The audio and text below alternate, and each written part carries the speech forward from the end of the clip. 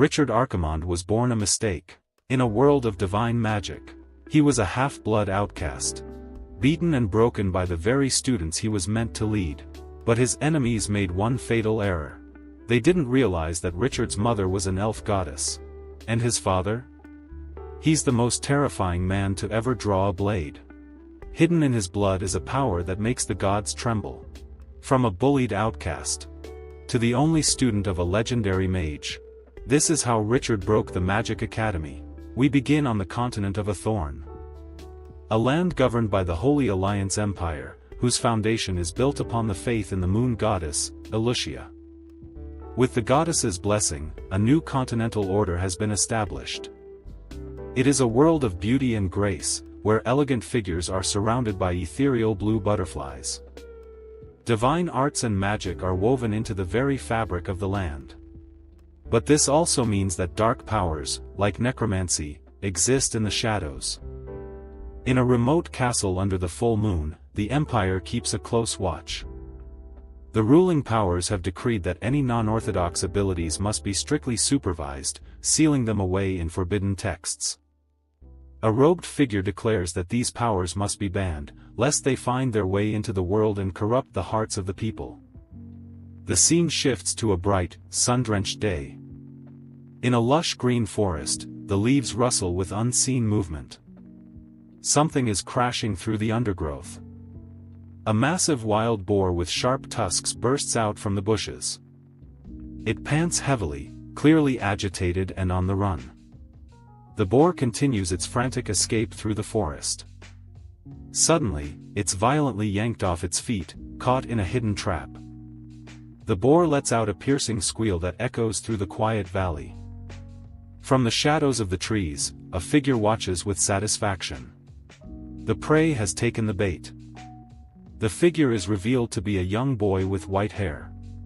He approaches the captured boar, a rope in hand, and says with triumph, "I finally caught you." A close-up shows a determined smile on the boy's face. His name is Richard. But his victory is short-lived. An arrow suddenly thuds into the boar's side, causing Richard to freeze in surprise. A larger, blonde-haired boy holding a bow appears with his friend. With a smirk, he declares, "Hee, the prey is ours." Richard is furious. He glares at the newcomers, shouting, "You stole my prey?" The blonde hunter is Pyru. He claims that everyone there can testify that he was the one who shot the wild boar, so how could it be stealing? The hunter's companion joins the mockery. "Is it just because you set a trap?" he asks, pointing out that they saw Richard earlier with nothing but small traps. The hunter's companion joins the mockery. "Is it just because you set a trap?" he asks, pointing out that they saw Richard earlier with nothing but small traps. Richard retorts with sharp logic, asking, "Is that so? Since you know I'm here to hunt rabbits, then why did you follow me all the way here to shoot a wild boar?" The blonde hunter's face twists in anger. "Your words. Are you saying that we were following you to steal your prey?" His companion waves a dismissive hand. "Stop wasting words on him. Pyru is the one who took down this wild boar." Richard refuses to back down, lunging forward and shouting, "You are going too far. This prey was caught by my trap." The taunt hits a sore spot, and Richard freezes in shock and anger as the bully grabs him and shouts, "That's why your dad left for the milk." The other hunter grabs Richard, throwing him to the ground. "Don't think you're so great just because you've read a few books, can write a few words, and can set a few animal traps." As he holds Richard down, he declares, "Fist is the only truth." Pyru glares down at him with contempt, his face a mask of rage as he asks, "Do you dare to resist?" Pinned to the forest floor, Richard glares back with unwavering defiance, gritting his teeth. "The prey is clearly mine." Enraged by the boy's stubbornness, the hunter kicks him hard. "Still talking back? What is that look in your eyes?" He sends Richard flying with another kick, screaming, "You fatherless bum." The bully stands over the fallen boy, demanding, "I'm asking you one more time. Do you submit?" But even as he struggles to get up, bruised and beaten, Richard's spirit is unbroken. This prey. It's mine. At the end of his patience, Pyru gives a final, chilling order to his companions. Hit him for me. I'll take responsibility if he dies. Later that night, under the pale light of the full moon, a battered Richard finally makes his way home, wincing in pain. Inside, his mother sees his bruised and swollen face and asks with concern what happened. Richard tries to brush it off, claiming he just got hurt while catching the wild boar. His mother gently tends to his wounds. She reminds him that while she asked him to hunt for his birthday feast, he mustn't push himself so hard. As she cleans a cut, a soft green light begins to glow from her hand. She tells him to hold still as she uses her healing divine art. The green energy envelopes her hands as she soothes his injuries, telling him to just endure it for a little while. She warns him not to push himself so hard again and to be more careful. But Richard, full of youthful pride, insists he's not a child anymore. He's 10 years old now and can take care of things at home. In an instant, the wound on his cheek is completely healed. He smiles brightly, flexing to show he's all right. His mother watches him with a fond smile, noting that he's loved to show off his strength ever since he was small. Her expression becomes more serious as she reflects on how quickly time flies. Her little Richard is already 10 years old. She decides that the time has come to finally tell him a long-held secret. The secret of a special ritual. She turns to her son and asks, "Richard, you've always hoped to be able to use divine arts like your mother, haven't you? Today, I can teach you." Stunned by the sudden offer, Richard's eyes widen. After the humiliation he just endured, the idea of learning divine arts feels like a dream. "Ah, really?" he asks, his voice trembling with a mix of disbelief and burgeoning hope. His mother gives him a knowing smile as her magic playfully makes a teapot float. "Of course. How could your mother lie to you?" she confirms, officially offering him the power he desires as his 10th birthday present. Richard is ecstatic. He pumps his fists and shouts, "Great! I want to learn." His expression hardens as the memory of his bullies surfaces. He thinks to himself, "That way, I won't be so easily bullied anymore." But his mother tempers his excitement. "Don't be so happy yet, Richard. Learning divine arts is not a simple matter." She explains that on the continent of a thorn, not everyone can use divine arts, as the church strictly controls their inheritance. The purpose of this control, she says while picturing a grand cathedral, is to maintain order. It is to list non-orthodox powers like shadows and demons as taboos, to prevent these evil forces from endangering the world. That, she explains, is why she hasn't taught him. She didn't want to put him at risk. But there is another reason, a prerequisite for using divine arts. The prerequisite, she states, is to learn the ancient language, to become a person recognized by the goddess Alicia. Richard looks puzzled, repeating her words, "The ancient language." His mother elaborates that one cannot understand divine arts immediately. A barrier exists to prevent evil powers from claiming them. She shows him a phrase in the ancient script, translating it as, "Power is granted to the truly strong," promising that as his birthday gift, she will teach him everything. But before she can continue, Richard speaks the second half of the phrase in the ancient tongue himself, saying, "A truly strong person must also have wisdom." His mother looks up, completely stunned. She stares at him in disbelief, stammering, "Richard, how could you?" His mother urgently asks, "Who taught you this ancient language?" He simply replies, "It was written in a book." Taking a lit candle, his mother leads the way into the dark recesses of their home.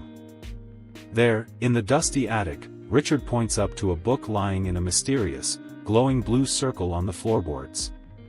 "This book in the attic," he says, confirming that he actually understood it. His mother looks on, a slow smile spreading across her face. She muses that it must be destiny, as he'd read every other book at home already. This book was originally the gift she had prepared for his special 10th birthday ritual. Richard looks at the book, puzzled, and asks, "A gift?" He seems underwhelmed, thinking it's just another book. But his mother kneels by the glowing scripture and tells him its true name. "Richard, this book is the holy scripture of the moon goddess Alicia. It records 7 unique divine art stories belonging to the moon goddess. And the ancient language you just spoke came directly from this book." Richard thoughtfully explains that while he had read the other books in the attic long ago, it was only recently that he could begin to understand the contents of this one. His mother explains that the text is not something everyone has the ability to understand. Only those recognized by the goddess have the qualification to comprehend and use it. She admits that even she hadn't expected this. She looks at her son with newfound awe and declares, "You have been chosen by Alicia. Richard. Since the goddess has already recognized you," she says with newfound gravity, "then tonight will be the night you complete this special ritual." His mother tells him, "Kneel and pray," while she uses her divine arts to begin the ritual. His mother tells him, "You will enter the hall of the goddess Alicia to receive enlightenment concerning destiny." A brilliant golden light envelopes Richard, pulling him into the ritual. His mother watches him go, whispering a final piece of guidance. "Go, Richard. Listen carefully, my child." As he fades into the light, she warns him, "You will very likely encounter 2 or 3 choices next." Her voice echoes as he disappears, "Pay attention to the voice of the goddess, and follow your heart." Richard materializes in a vast, ethereal space, a celestial hall filled with glowing blue energy and massive, crystalline structures. Where is this? He wonders. He stands alone, a tiny figure in an immense, shimmering chamber. Suddenly, a powerful voice echoes through the hall, asking, "Do you want more power?" Startled, Richard looks around, demanding, "Whose voice?" The voice answers cryptically from the heart of the great hall, "Who I am is not important." It continues, "Perhaps you can understand me as the other half hidden deep within your heart." Richard is shocked by this revelation. All around him, colossal golden statues begin to rumble and glow, awakening from their slumber. The voice announces, "The idols of power have all awakened." The 6 towering idols loom over him as the voice commands him to begin your choice. Richard looks on with wide-eyed determination, realizing, this is what Mother mentioned. The first choice materializes before him, the divine arts idol of enlightenment. Then, 2 more idols are presented, the divine arts idol of cure, or healing, and the divine arts idol of sanction, or punishment. They are followed by the divine arts idol of silver moon armament, and the divine arts idol of judgment. The final choice appears, the divine arts idol of foresight, also known as precognition. Richard is bewildered. Didn't she say there would be 2 or 3 choices? Why are there 6, he wonders, as the booming voice commands him to choose. He struggles with the decision, unsure of what these 6 divine arts truly represent and which one he needs most. In that moment of indecision, his mind flashes back to the brutal, humiliating beating he endured in the forest. He remembers the pain, the powerlessness, and the burning shame. The memory hardens his resolve into a single, desperate thought, "I want to become stronger." He thinks of his mother's gentle, healing hands and her worried face. To be capable of protecting Mother. His desire culminates in a powerful vow, and grow up to be a true man. As he makes his declaration, the holy scripture flares open before him. Finally he flashes back to his mother, reminding him to follow the choice of his heart. With glowing eyes full of clarity and conviction, Richard makes his choice. "I understand," he declares, then screams out his decision, "I want wisdom." He shouts with all his might, his voice echoing in the celestial hall, "The wisdom to become a true man." The mysterious voice responds, "Understood. Following your choice of wisdom, the divine edict will point to a 7th idol, one that is outside the 6 idols, yet at their intersection. Beams of light erupt from the 6 statues, converging on the center of the platform. The voice proclaims, the 7th idol. From the vortex of power, a new, massive idol, dark and winged, begins to materialize as the voice announces the name of his newfound, divine art. The shadowy, winged statue fully appears, and his unique power is revealed, dark side of the moon. An ancient, ominous message appears in glowing red script, the balance of the world dictates that every gain has a price. The script continues with a chilling question for Richard and his newfound power, then, for gaining an unexpected ability, what price will you have to pay? Back in the attic, the ritual concludes. Richard remains kneeling, his head bowed, as his mother looks on with a worried expression. Suddenly, the calm is broken as a dark, smoky energy erupts from the ritual circle, filling the room. His mother's eyes widen in alarm as she sees the ominous power. "Richard!" she whispers, a bead of sweat running down her face. She reaches out for him, but a shadowy mist rises from his body. He lets out a pained, guttural growl as the dark energy consumes him. She recoils, her face a mask of shock and fear at this unexpected and terrifying outcome. From the swirling darkness enveloping her son, a monstrous creature made of shadow begins to form, its sharp claws and menacing shape leaving his mother utterly horrified. In a mysterious space, a single eye reflects a glowing moon. Below, Richard floats in a swirling abyss of blue energy, drawn towards the light. The boy, Richard, floats helplessly in the strange, linear dimension. A voice echoes his name, Richard, startling him.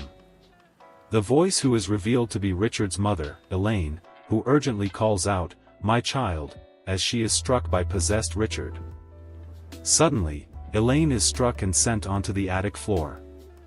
She lands hard on the solid floor, catching her breath and wondering, how could this happen? To think it would be the shadowy possessed Richard that attacked her stands over her. As Elaine finishes her sentence of this incident happening during the enlightenment of Alicia. Elaine recalls an old adage, a truly powerful person must also possess wisdom. She questions whether this strange and violent experience is truly the enlightenment of Alicia. But rather than ponder, she leaps into action, charging at Richard with a determined look and a bleeding hand. Elaine effortlessly blocks his attack with a shimmering green aura of magic. The two are locked in a fierce struggle, their powers clashing in a whirlwind of green and white energy. Elaine begins to channel her energy, initiating a powerful ability, Divine Technique Prediction. With a determined expression, she unleashes the technique from a glowing book, shouting the command, "Initiate." Richard is plunged into a chaotic void. A dark, broken moon hangs in the abyss, surrounded by terrifying shadow creatures that swirl around him. A glowing, spectral form of his mother appears, observing the scene and noting, truly a shadow creature. Richard is seen falling through the darkness once more as his name is called out again. Elaine cries out in agony as she returns to consciousness, clutching her head. "Ugh! My head hurts so much." The ordeal appears to finally be over. Richard is on his knees, exhausted, while Elaine sits in a nearby chair. The blue wisps of energy from the ritual dissipate around them. Elaine begins to explain the meaning of the harrowing experience. There can be no mistake. Those chaotic creatures have already reached the domain of the moon goddess. She continues, describing the vast world of magic, between planes, with their own world being just one of many. And between these planes, there are countless shadow races wandering. This evil force is constantly trying to corrupt every plane it can reach. Unfortunately, its dark power has already found its way to the Ethan continent. They use the chaotic energy of living beings as natural nourishment. Magic power is one of the most delicious foods in their eyes. Elaine explains their methods. Through seductive means, they twist the minds of magic users, turning believers of divine techniques into their puppets. These fallen become spokespersons for the chaotic dark power, spreading corruption and harming more lives. She recounts a past tragedy where this led to the failure of the great priest and the warriors. Blood stained the earth, and an entire civilization came to an end. It was only until the birth of a new era, through the joint efforts of the Holy Alliance and the Moon Goddess, that they were able to drive back the invading shadow creatures. Finishing her history lesson, Elaine laments, "I just never thought, many years later today, Elucia would also be contaminated." Now, Richard has probably been locked onto by those terrifying shadow lives as one of the coordinates and anchors for their next invasion here. He has become a lighthouse, a beacon in the dark, attracting a swarm of grotesque shadow creatures. Elaine continues grimly, "If things continue like this, only two possible outcomes remain for Richard. The first fate, to be utterly destroyed by a violent energy conflict. Or be possessed by the most powerful shadow creature, permanently losing control of his body."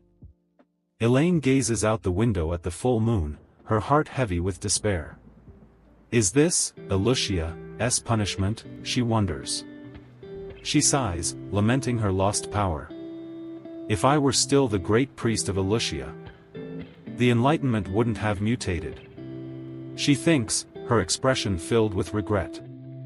No, she resolves, her determination hardening. I cannot let this happen.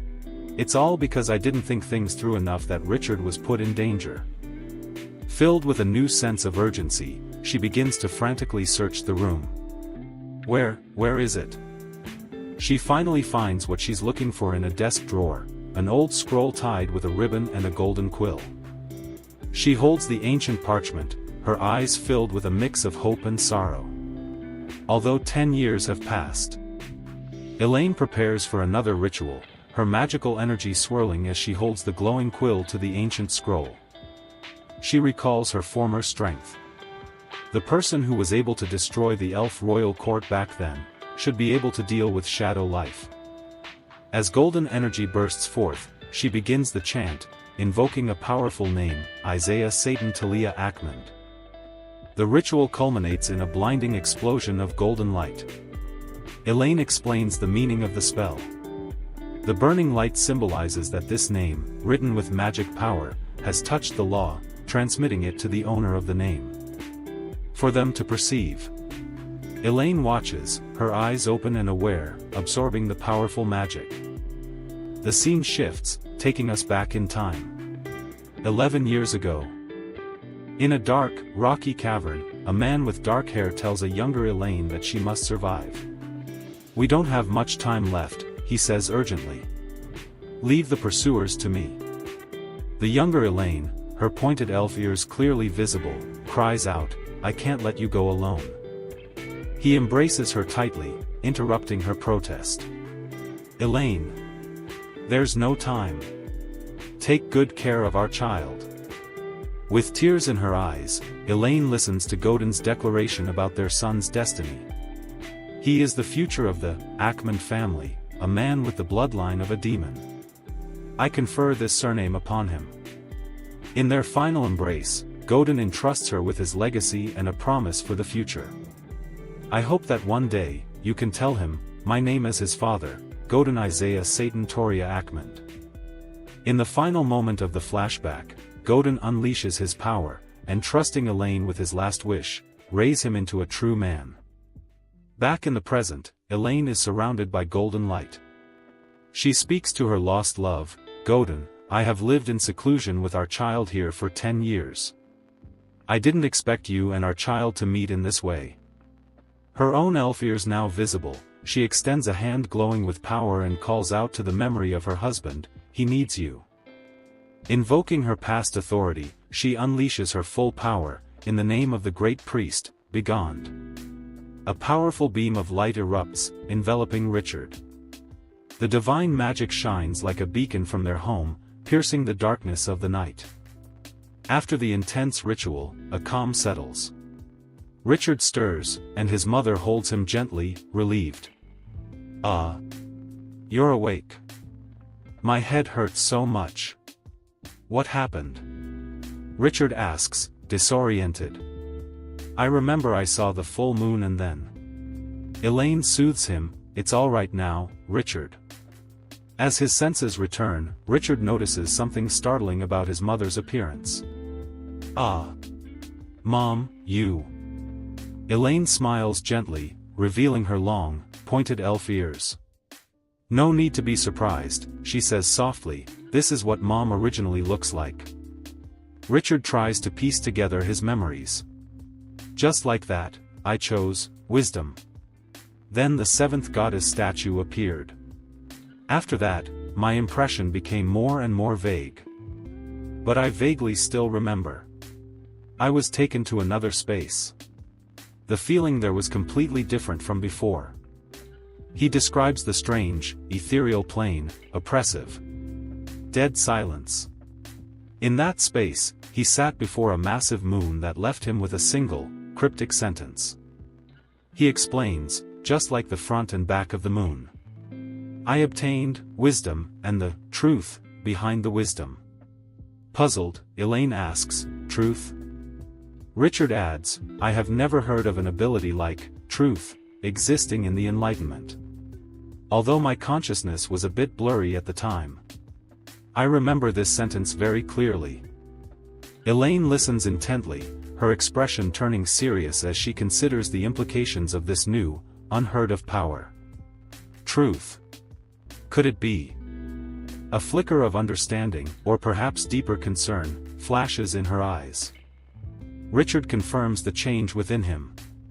"This time I have gained a clearer ability to understand the world. I can feel, my body has improved. I can see the scenery outside the window further, and hear movements, more clearly." Elaine looks down, her thoughts drifting back to Goden's last words about their son's demonic bloodline and his destiny as part of the Ackman family. She turns back to Richard, trying to calm his mind. "All right, Richard, you don't need to think so much right now. It's enough that you are back safely. But there is something Mom needs to tell you," she says, capturing his attention. "Richard, you are already 10 years old. I think you have the right to know." Thinking she's referring to his birthday, Richard smiles playfully. "Did Mom prepare any birthday presents too?" Elaine's expression turns grave as she delivers the unexpected topic, "It's your father." The word hangs in the air, stunning Richard, who had always believed his father was long gone. Looking down at her shocked son, her voice heavy with the weight of a decade-old secret, she asks the profound question, "Richard, do you want to see him?" Struggling to process the revelation, Richard stammers, "My father, isn't he?" Elaine gently confirms the truth he never knew. "I'm sorry, Richard, for hiding it from you for so long. Your father has not passed away." Tears of sorrow and regret fill her eyes. "Please forgive your mother.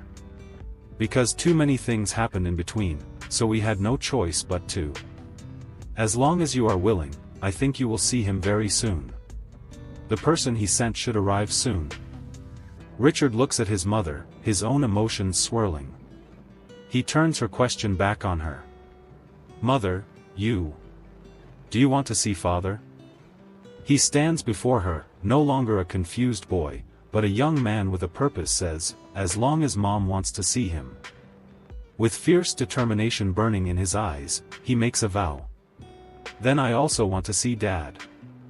Overcome with emotion, Elaine looks at her son, her heart swelling with love and pride. A tearful smile graces her lips. She pulls him into a warm, tight embrace, her voice thick with emotion. "Thank you, my child." The moment mirrors a memory from long ago, a fleeting image of her and Goden embracing in a time before sorrow and separation. But even in this happy reunion of purpose, a dark thought pervades her mind. "But perhaps, just like Goden back then, the time left for me to protect you is running out." A few days later, the scene changes to their peaceful village, bathed in the warm light of a sunny afternoon, where farmers quietly tend to their crops. Suddenly, the thundering sound of hoofbeats shatters the tranquility. A villager stops his work, looking up from the fields in alarm. Wiping sweat from his brow, he turns to his companion with a concerned look. Who entered the village? His eyes widen in sheer terror at the approaching sight. Those are heavy cavalry. An entire troop of armored soldiers storms into the small, peaceful village, a sight that strikes fear into the hearts of the farmers. An imposing man, the leader of the cavalry, glares down from his steed. "Hey! Answer me," he commands. The terrified villager can only stammer, "Why, yes." Unsheathing his sword, its sharp blade glints ominously in the sunlight. The cavalry leader, a stern man named Modred with a scar across his face, points his sword at the helpless farmer and makes his chilling demand, "Who knows where Elaine lives?" In a rural village, a man is violently thrown into a wheat field by the newly arrived cavalry. The blonde farmer is interrogated by the knights. They're looking for someone named Elaine, but the man, terrified, insists he doesn't know anyone by that name. Other villagers echo his denial. They've never heard of an Elaine and claim that in their small village, no one with that name exists. The captain of the knights, Modred, is unconvinced. One of his men reports that the directive definitely pointed to this village, stating that the directive cannot be wrong. Modred stirs and ponders on the situation. He decides on a course of action. His horse rears up, casting a terrifying shadow over the helpless villagers. Modred declares that if they won't talk, his knights will simply have to turn the entire place upside down. He commands his men to begin a thorough search. But as the knights are about to advance, a voice cries out from a distance, telling them to stop. A mysterious woman in a white hood emerges from near a house, calmly stating, "I am here." The villagers are stunned. They recognize the woman as Ellen and wonder with dread why the knights are after her. One of the knights, not understanding the situation, orders Ellen to halt and not take another step. However, another hand reaches out and stops the knight's arm. It's Captain Modred, who scolds his subordinate, telling him not to be rude. The scene briefly transitions to a peaceful view of the village and Ellen's house as a horse gallops up to her. In a shocking turn of events, Modred dismounts and kneels before Ellen. He introduces himself as a knight of Lord Goden, here by his lordship's command. With his head bowed, Modred declares that they have come to escort the madam back. Hearing the commotion, the other villagers start running towards the scene to find out what is happening. A villager boy, Pyru, rushes forward. The crowd buzzes with gossip, questioning if Ellen committed a crime and speculating that her name might not even be Ellen. Pyru pushes through the crowd, shouting for everyone to look closely at Ellen's appearance. His eye widens in sheer disbelief and shock as they realize the truth. The secret is out. As Ellen pulls back her hood, revealing her long, pointed ears, the crowd realizes the truth. She is an elf.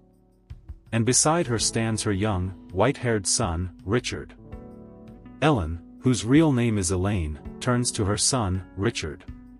She tells him that the person he most wishes to greet is not her, and introduces him to Knight Modred. Modred bows his head deeply, not to Elaine, but to the young boy, Richard. He expresses his pleasure in meeting him and pledges his service. The villagers are utterly stunned by this development. They can't believe that not only is Ellen an elf, but the powerful knights are bowing to her son, Richard. They are left to wonder about their true, and clearly noble, identities. Among the stunned crowd, Pyru is left speechless, his understanding of his quiet neighbors completely shattered by the impossible scene unfolding before him. With the truth revealed, Modred announces it is time to depart, stating that Lord Goden eagerly awaits their arrival. Setting the journey into motion, Elaine confirms that she is ready to leave. Young Richard, looking worried, calls out to his mother. Elaine reassures him, holding his hand and telling him it's all right. She promises him that the knights won't hurt him, her expression a mixture of love and somber resolution. With a sad smile and a tear escaping her eye, she reminds him of their promise, to go and see his father. The moment is bittersweet, a symbolic letting go. A single drop falls from their hands as they part, signifying a final, tragic farewell. Meanwhile, the knights establish a perimeter around the area, shouting orders for everyone to step back and prohibiting anyone from leaving the village. Captain Madrid announces that this lockdown will remain in effect until his troops have departed from the area. Madrid watches as the procession begins to move, his face stern and unreadable.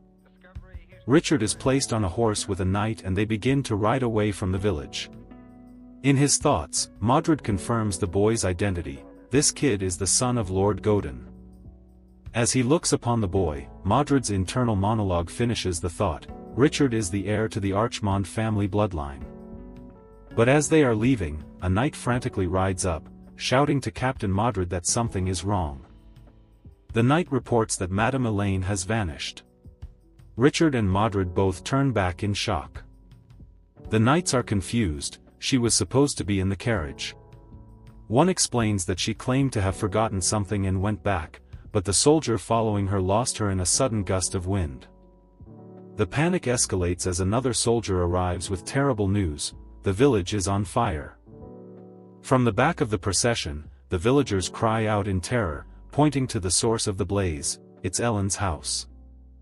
The final, horrifying report comes from the rear guard.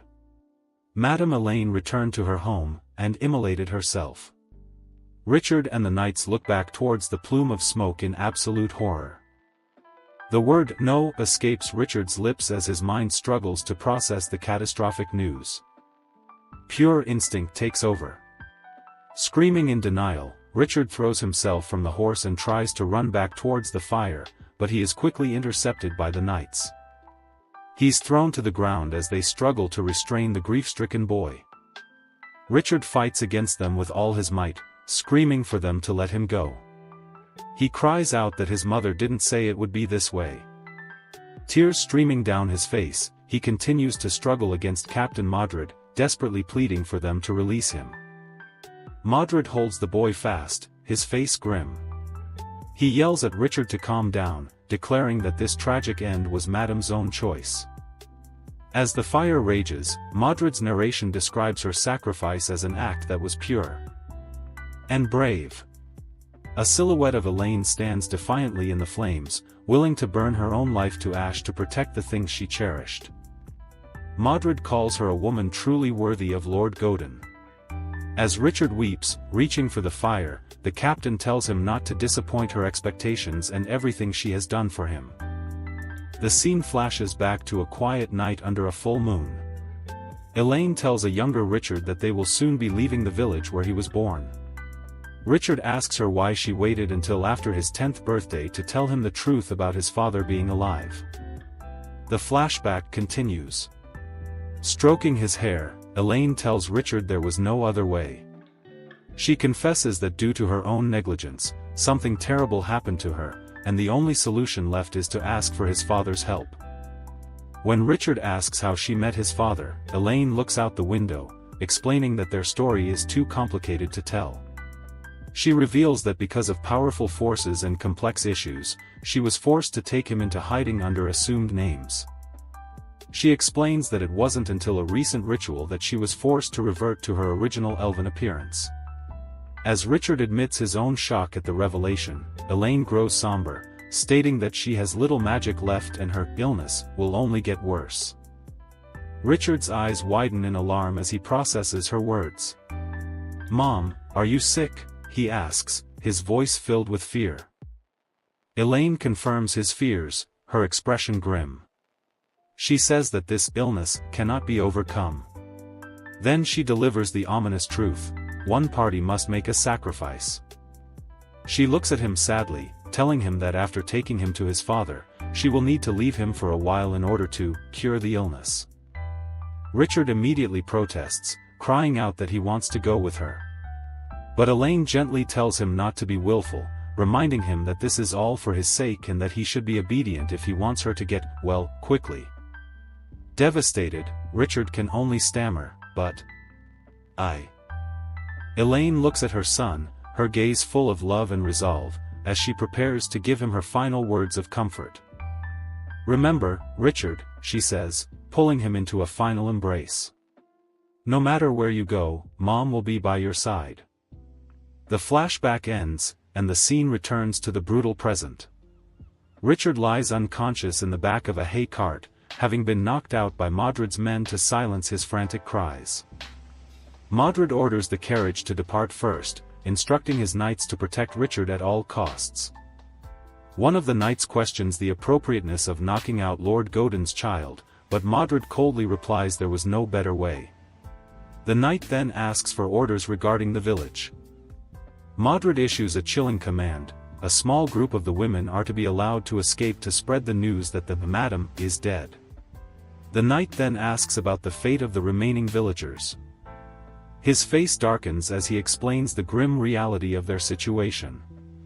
Modred states that Lord Goden does not want anyone else knowing the child's whereabouts. The implication is clear and brutal. With the village burning behind them, Modred's soldiers give the final, horrific order: seal the village. Kill them all. The knights carry out the command without hesitation. The once peaceful village becomes a scene of slaughter as the remaining villagers, including the other boy Pyru, are mercilessly cut down. As the massacre unfolds, the scene transitions back to Elaine's voice from the flashback.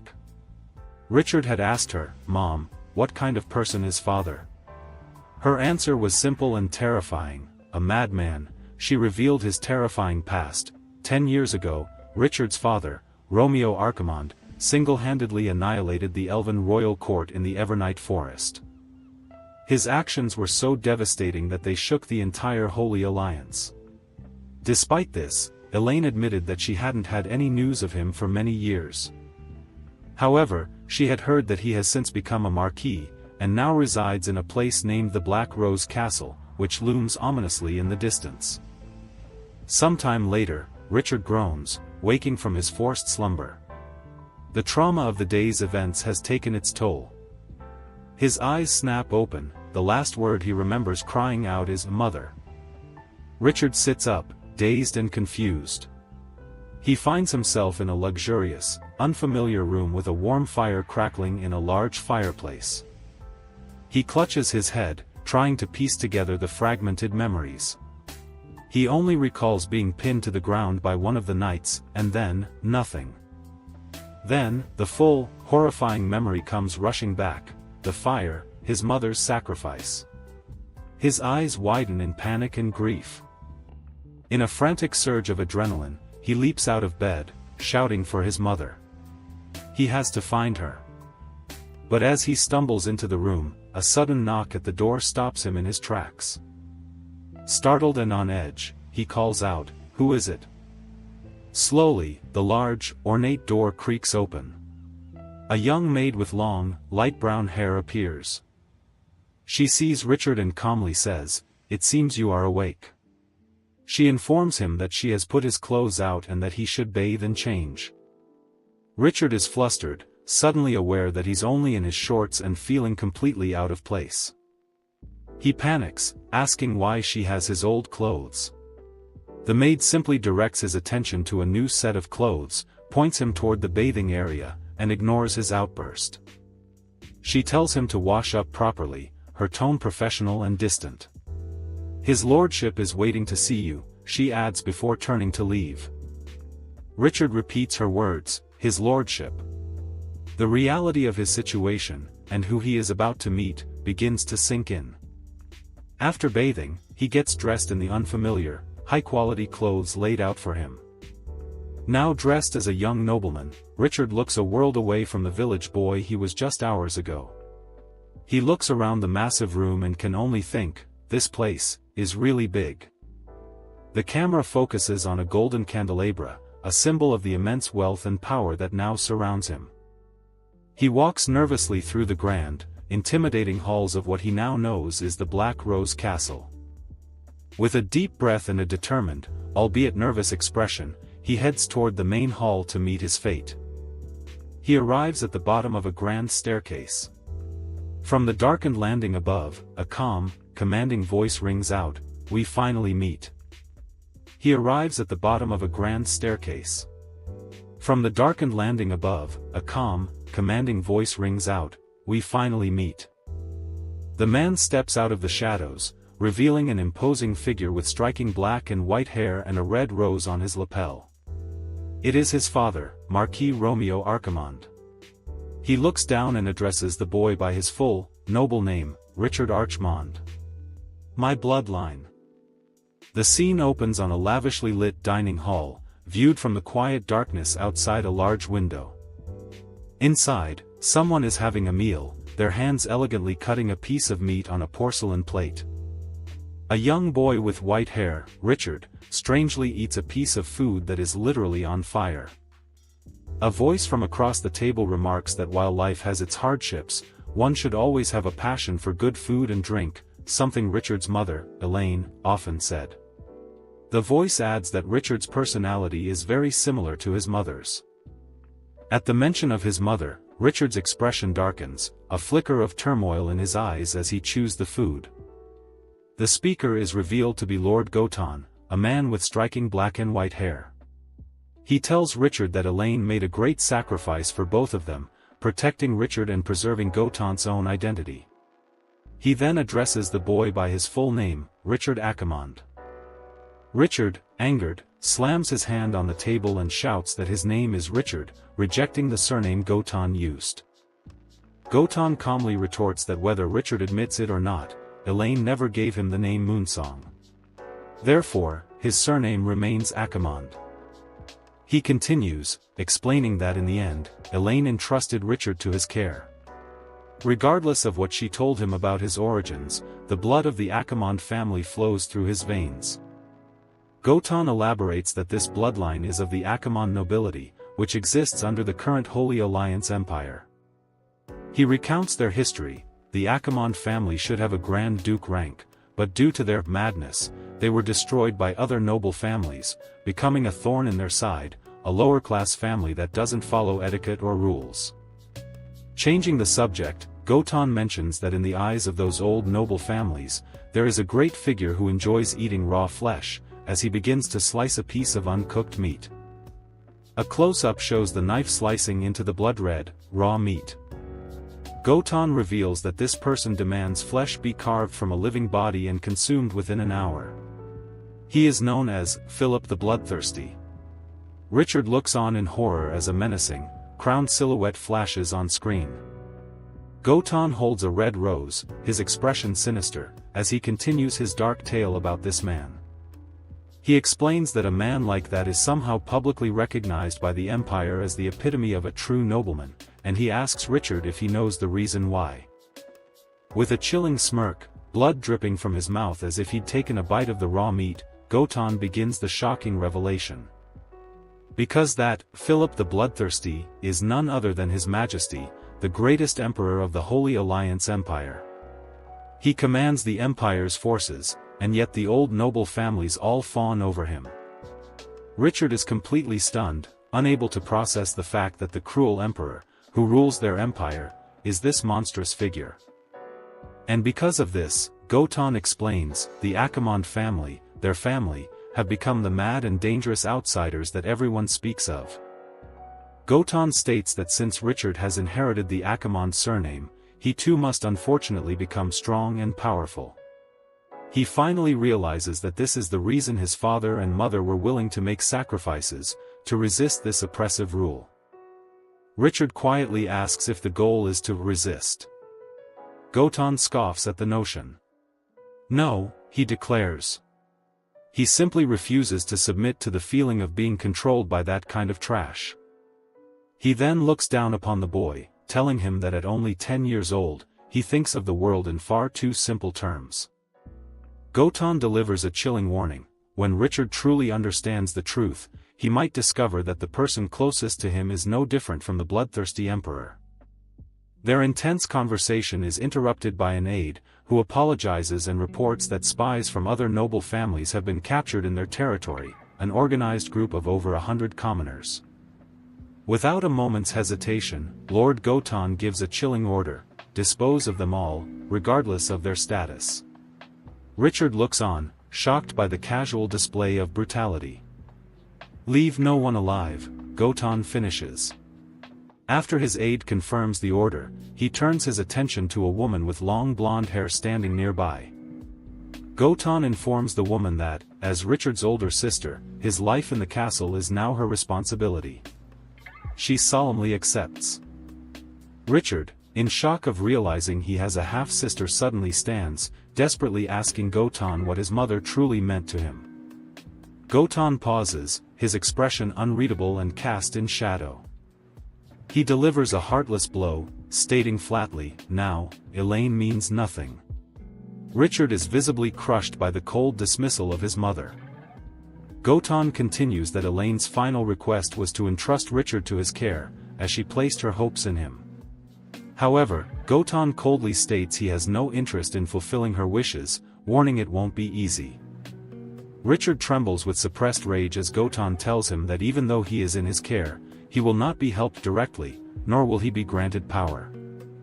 As he walks away, Goten tells Richard that to escape his predicament, he can only rely on himself to seize the opportunities that will be provided.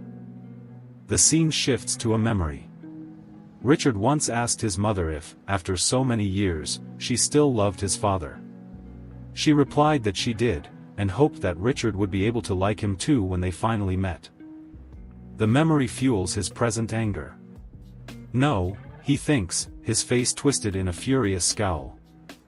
His inner voice screams with conviction, "I hate him." A horse's hooves pound against the rocky, snow-dusted ground, signaling the start of a journey. Goten's aide, a man with a prominent scar across his face, leads the way through the mountains, announcing that they are almost at their destination. 2 days later, they arrive at a breathtaking, glowing citadel.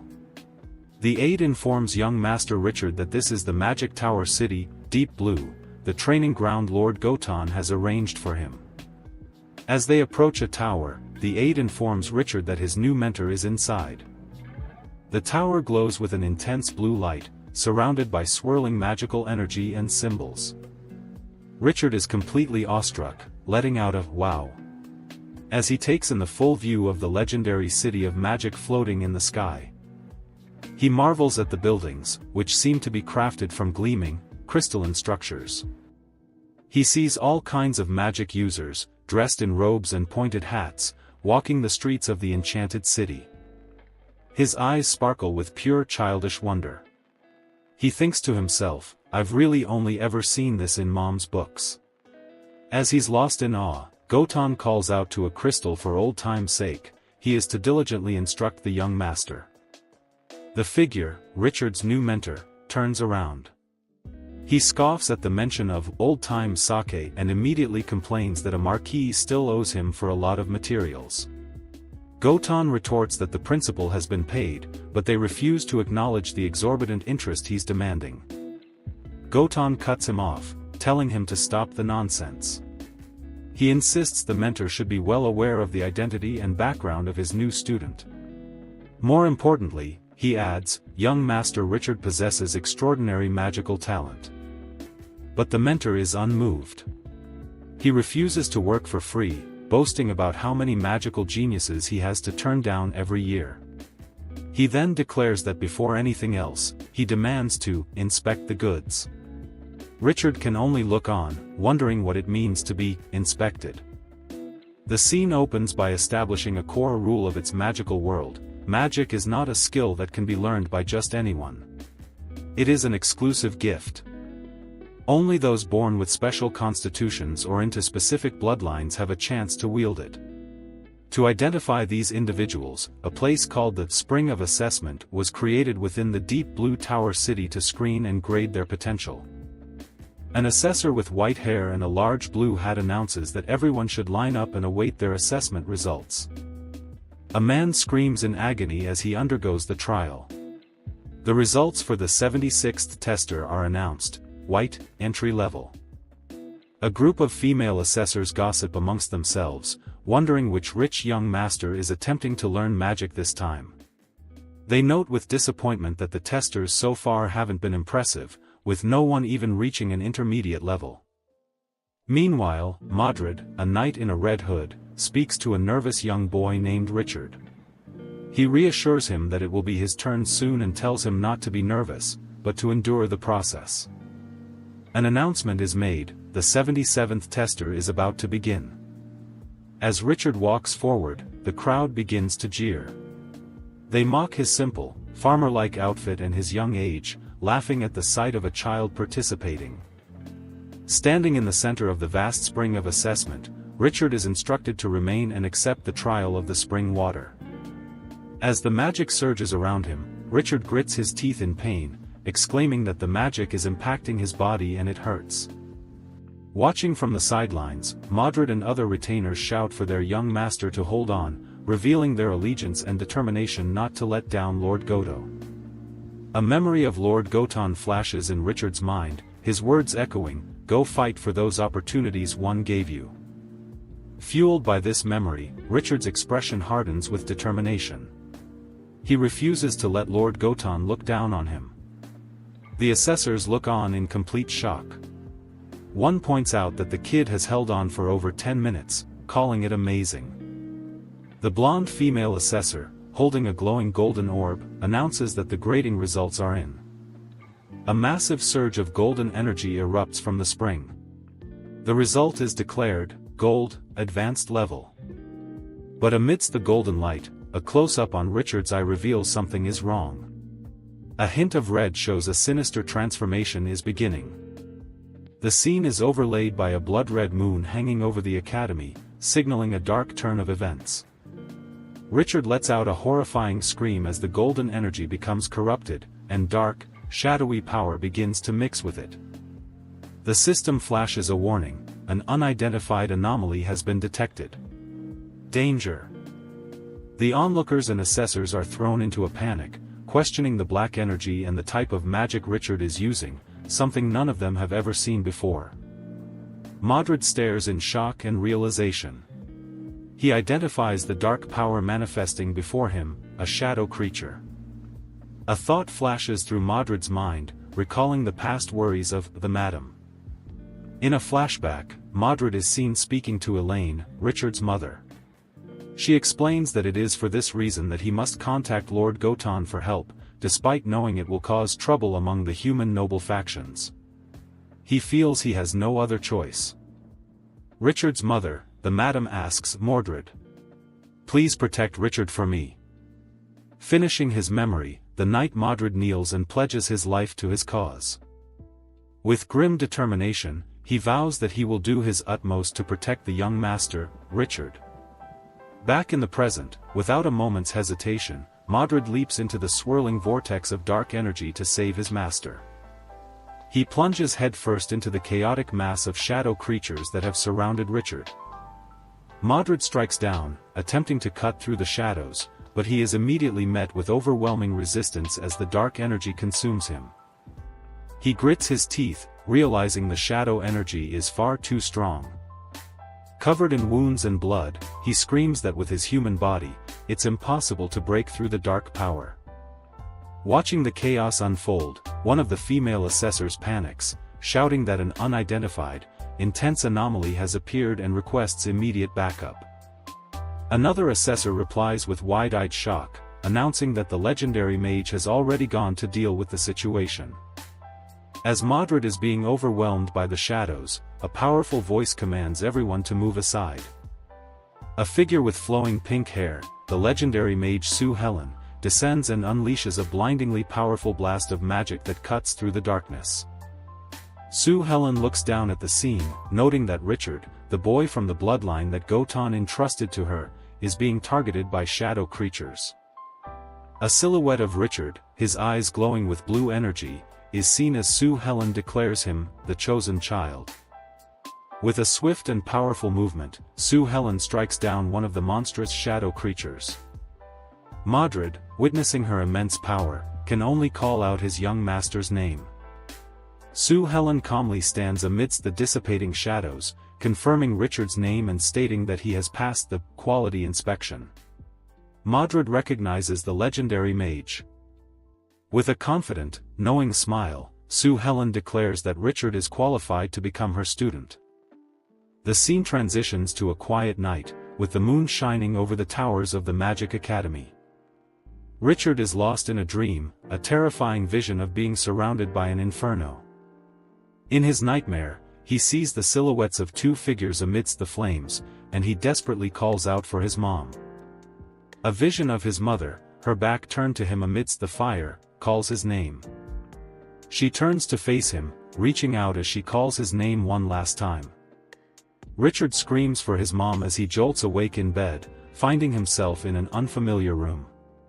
A voice tells him that he is awake. Richard's eyes snap open, filled with confusion and alarm. He is confronted by an old man with a long white beard and a wizard's hat, who tells him not to be afraid. The old man introduces himself, explaining that Sue Helen, the legendary mage, asked him to look after Richard and to become his primary magic instructor in the future. Richard is completely baffled, scratching his head in confusion. He has no idea who Sue Helen is or what the old man is talking about. Lying back down, he notices a glowing orb floating beside his bed and wonders what his hand is doing near it. The instructor explains that an accident occurred a few hours ago while Richard was at the spring of assessment, and he has been treating and observing him since. Richard admits that he only remembers starting the test and has no memory of what happened after. The instructor advises him not to force it, reassuring him that everything is alright now. The scene opens with Richard, who has just regained consciousness, looking around in a daze. He seems to be searching for someone as he wonders where Mordred has gone. Meanwhile, the legendary mage Sue Helen analyzes the results of Richard's assessment.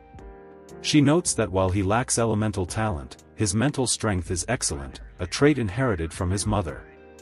She muses that his abilities are balanced with no clear strengths or weaknesses, which makes her question why shadow creatures would target him. She concludes it must be because of his lineage from the Lacamond family.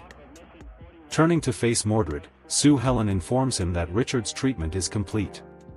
She then cryptically asks if he knows the ultimate fate of a mortal body that resists shadow power. Mordred, with unwavering resolve, states that his duty is to protect young Master Richard, no matter the circumstances. A sly smile creeps across Sue Helen's face as she presses him further, asking if his duty extends to protecting Richard even at the cost of his own life. Looking down at him from above, Sue Helen seems surprised by his devotion.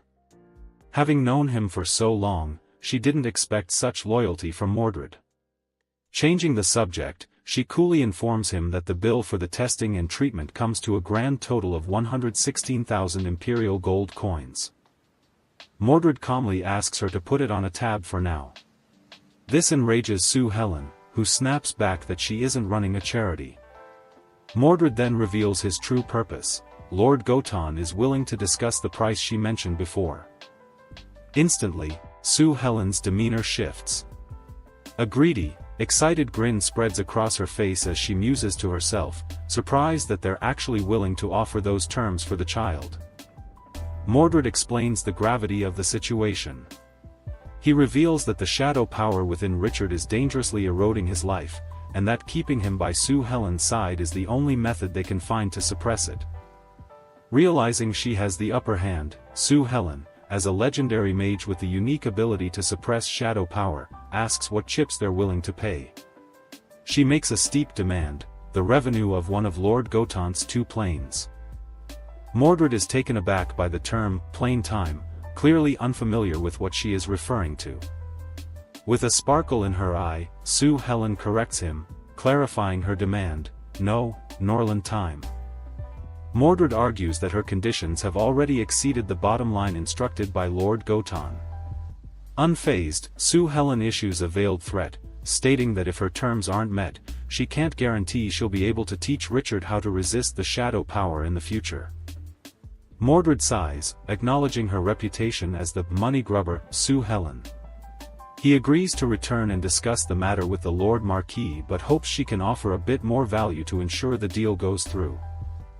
Sue Helen pretends to concede, saying she can only take a step back. She then presents her revised offer. At the next prayer ceremony at the Eternal Dragon Temple, she will provide little Richard with some special assistance. She asks if that is acceptable. Mordred accepts her promise and says he will go back to seek the Duke's permission. As he departs, he formally leaves the young master in her care, to which she cheerfully responds, looking forward to his reply.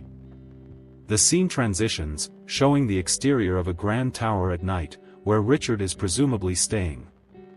Inside, Richard is seen resting peacefully in a large bed. He begins to stir, slowly waking from his slumber with a pensive expression. His eyes snap open as fragments of a traumatic memory flash through his mind. He's remembering the chaotic scene from that time. A vision of a castle against a blood-red moon, a remnant of his nightmare, hangs in his memory. Sitting up in bed, he questions if the experience was the real world, as it felt both real and illusory. As he contemplates, a strange, glowing card covered in what appears to be binary code materializes in his hand.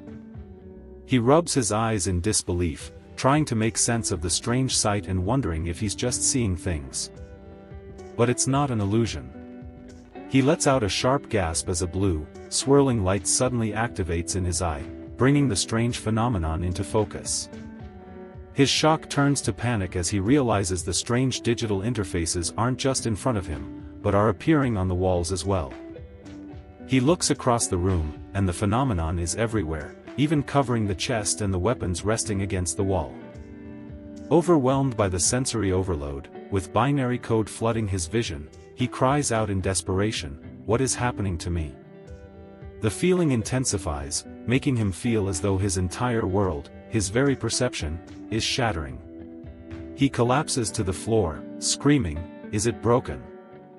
Trying to get a grip, Richard makes his way to a wash basin and stares at his reflection, his glowing blue eyes staring back from the water. He splashes the cold water on his face, the sensation grounding him as he tries to process the impossible situation. He tells himself to calm down, confirming that the vivid experience feels all too real. This is not a dream. As he catches his breath, he becomes aware of a clear, sharp sensation throughout his body, a new level of awareness. He flashes back to when he had his Einital awakening that he can feel that his body has improved significantly. He can see the scenery outside with greater detail and hear distant movements with perfect clarity. He realizes with a jolt that it's the same feeling he had back then. With his glowing eyes fixed forward, a new thought occurs to him. Perhaps these strange numbers hold some kind of meaning. He begins to focus on the data streams. Looking at a wall lamp and a coat rack, the numbers seem to correspond to concepts like size and quantity. He then shifts his gaze to the bedside table, and the data stream clarifies further, now presenting a query about its material. The content of the data is becoming clearer. Focusing on the sword and shield in the corner, the data resolves into specifics. He can see the material, length, and hardness of the iron sword, along with the material, diameter, and hardness of the wooden shield. He realizes in awe that he's seeing complete data. A look of stunned amazement is on Richard's face as he processes the incredible implications of his newfound sight. The realization hits him fully. His eye, now a complex web of data itself, has given him an extraordinary gift. He can see through to the very essence of objects. This new ability is revealed to be the power of truth. As Richard stands silhouetted against the moon, his world forever changed. But the sudden influx of information is too much. Richard cries out as an immense pressure overwhelms his mind, forcing him to his knees. He clutches his head in agony as the power triggers a painful flashback. He remembers that fateful time, and the terrible choice he was forced to make. The scene fades to the dark exterior of the castle spire, leaving Richard to grapple with his newfound power and the trauma it has unearthed. Sometime later, a knock is heard at the door of Richard's room. A voice calls out, "Student." Student Richard. Inside, Richard is seen lying exhausted on the floor after the ordeal with his new power. Lying on the floor, Richard hears the voice of his new teacher, Teacher Popovich, telling him that he can't be late, for today is the beginning of his magic study life.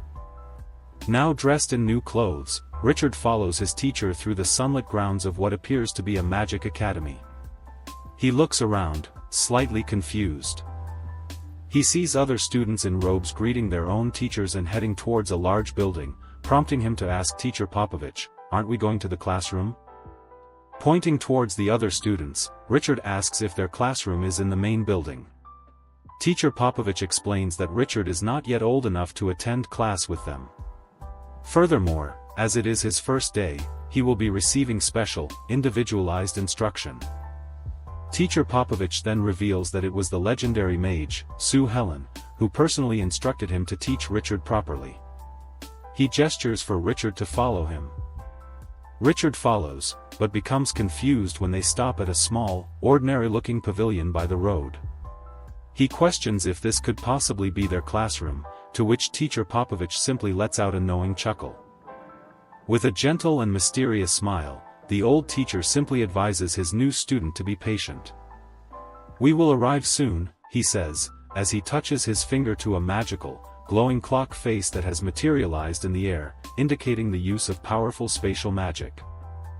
Richard is left speechless, bathed in the golden light of the spell, completely amazed by the incredible display of magic happening right before his eyes.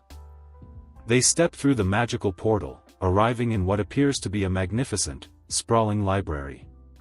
Richard's specialized, one-on-one magic education is about to begin. Following his new instructor, Richard is informed that they have arrived at their destination. Richard is left speechless, his eyes widening in shock as he takes in the sight of the grand, ornate hall before him. A figure in a wizard's hat and robe appears, welcoming Richard to the mirror classroom and introducing himself as the primary magic instructor. The instructor formally introduces himself as Teacher Popovich and declares that their first magic class is now officially beginning. The first lesson is on how to observe the magical world. Popovich begins by explaining the concept of primal force, the foundation upon which everything is built. The lesson delves into cosmology, explaining that within the chaotic space of existence, many different plane worlds exist, each with its own set of laws. Popovich elaborates that these laws form the very framework of the entire world, and the plane where they stand, the continent of Norland, is a high-level plane. To demonstrate, Teacher Popovich conjures a flame in his hand, a physical manifestation of the magic within their world of Norland. He stands before a massive, intricate clock, explaining that for those who observe the world of magic with only their naked eyes, its existence is something to be taken for granted. Richard's eye is wide with a mix of concentration and wonder as he tries to absorb the profound concepts being explained to him. Popovich continues, stating that when one's consciousness reaches a higher perspective to observe the world, what one truly sees and hears is not real. Just like the mirror classroom they are in, the appearance of the world is merely a protection, a perception created within one's own consciousness. Richard is clearly overwhelmed, muttering the complex words to himself as he struggles to comprehend the mind-bending lesson on planes, laws, and the unreal nature of observation. Sensing his confusion, Popovich explains that the legendary mage herself insisted he teach Richard the truth without coddling him, as this profound knowledge is vital for his future. The lesson concludes with a homework assignment for the next 3 months. Richard must draw his own magic array composition, a critical first step in mastering the laws of their world. Richard is taken aback by the immensity of the task, stammering at the thought of having to create his very own magic array composition. But his shock quickly turns into resolve. Acknowledging his teacher, Richard becomes determined to create magic that truly belongs to him. 2 months later. Time has passed, and a powerful magical energy begins to swirl and take shape under the night sky. A hand moves with practiced grace, channeling the potent magical forces into a complex pattern. The spell is cast by Sue Helen, a powerful mage with distinctive pink hair, who is surrounded by the brilliant light of her magic. Figures bow in deference as they welcome the return of the legendary mage, Sue Helen. Her trip to collect debts had taken her nearly 2 months. Upon her return, Sue Helen is immediately briefed on an urgent commission regarding suspicious monster activity, but she wants to know if anything else of importance happened in her absence. She dismisses the low-paying commission and turns to Popovich, immediately asking for an update on Richard's progress. Popovich praises Richard's high comprehension skills, presenting scrolls to Sue Helen. She is shocked to see that he has already begun creating his own magic array composition, a task she thought would take him much longer. Popovich proudly declares that Richard did not disappoint her, explaining his unique talent. In just 2 months, his latest magic array is already incredibly stable, with an error margin of less than 0.01 centimeters from the masterpiece composition. Sue Helen looks at the magic array composition with a stern, analytical expression, processing the information Popovich just gave her about Richard's incredible progress. The other mages are in disbelief, questioning who could have drawn such a masterpiece.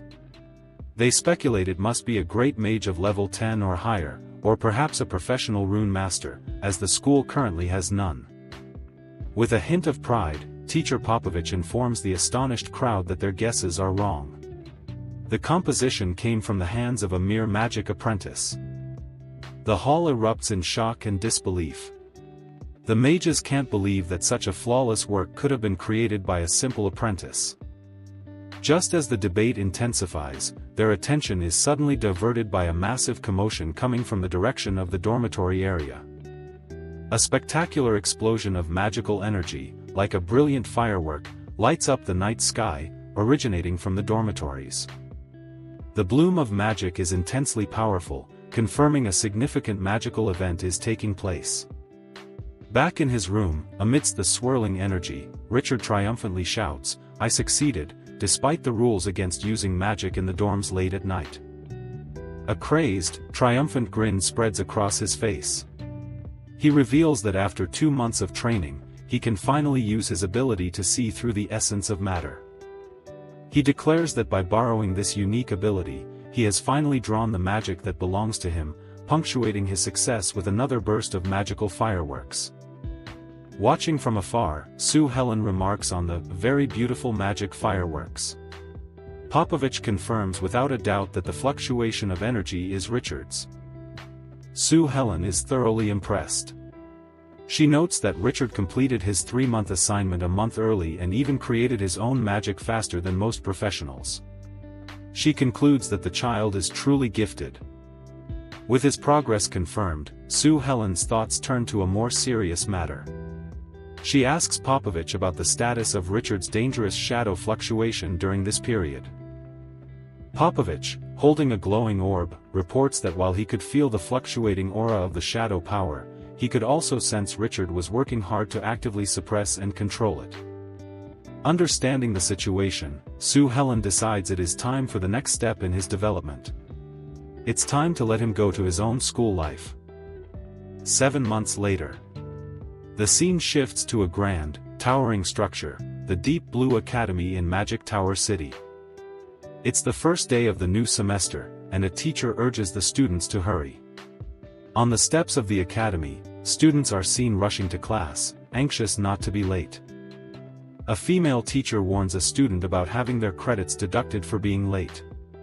The student stops and says that teacher Popovich sent her. The teacher, who was one of the assessors from the entrance exam, turns and acknowledges the student, her expression shifting to one of recognition. Her eyes land on Richard, who is now walking calmly and appears more mature. She addresses him as Student Richard, confirming he is the one she is to meet. In a brief flashback, the teacher recalls seeing this same child at the spring of assessment more than half a year ago, noting how much taller he has grown since then. Popovich is giving Richard a tour of the academy grounds. He points out the front courtyard gate and informs Richard that he has already arranged his accommodation in the dormitory. Popovich then gestures towards a large building, identifying it as the teaching area where Richard will be attending his classes from now on. They arrive at a classroom. Popovich explains this is for Richard's first magic theory class and reassures him that being late is fine since he's a new student.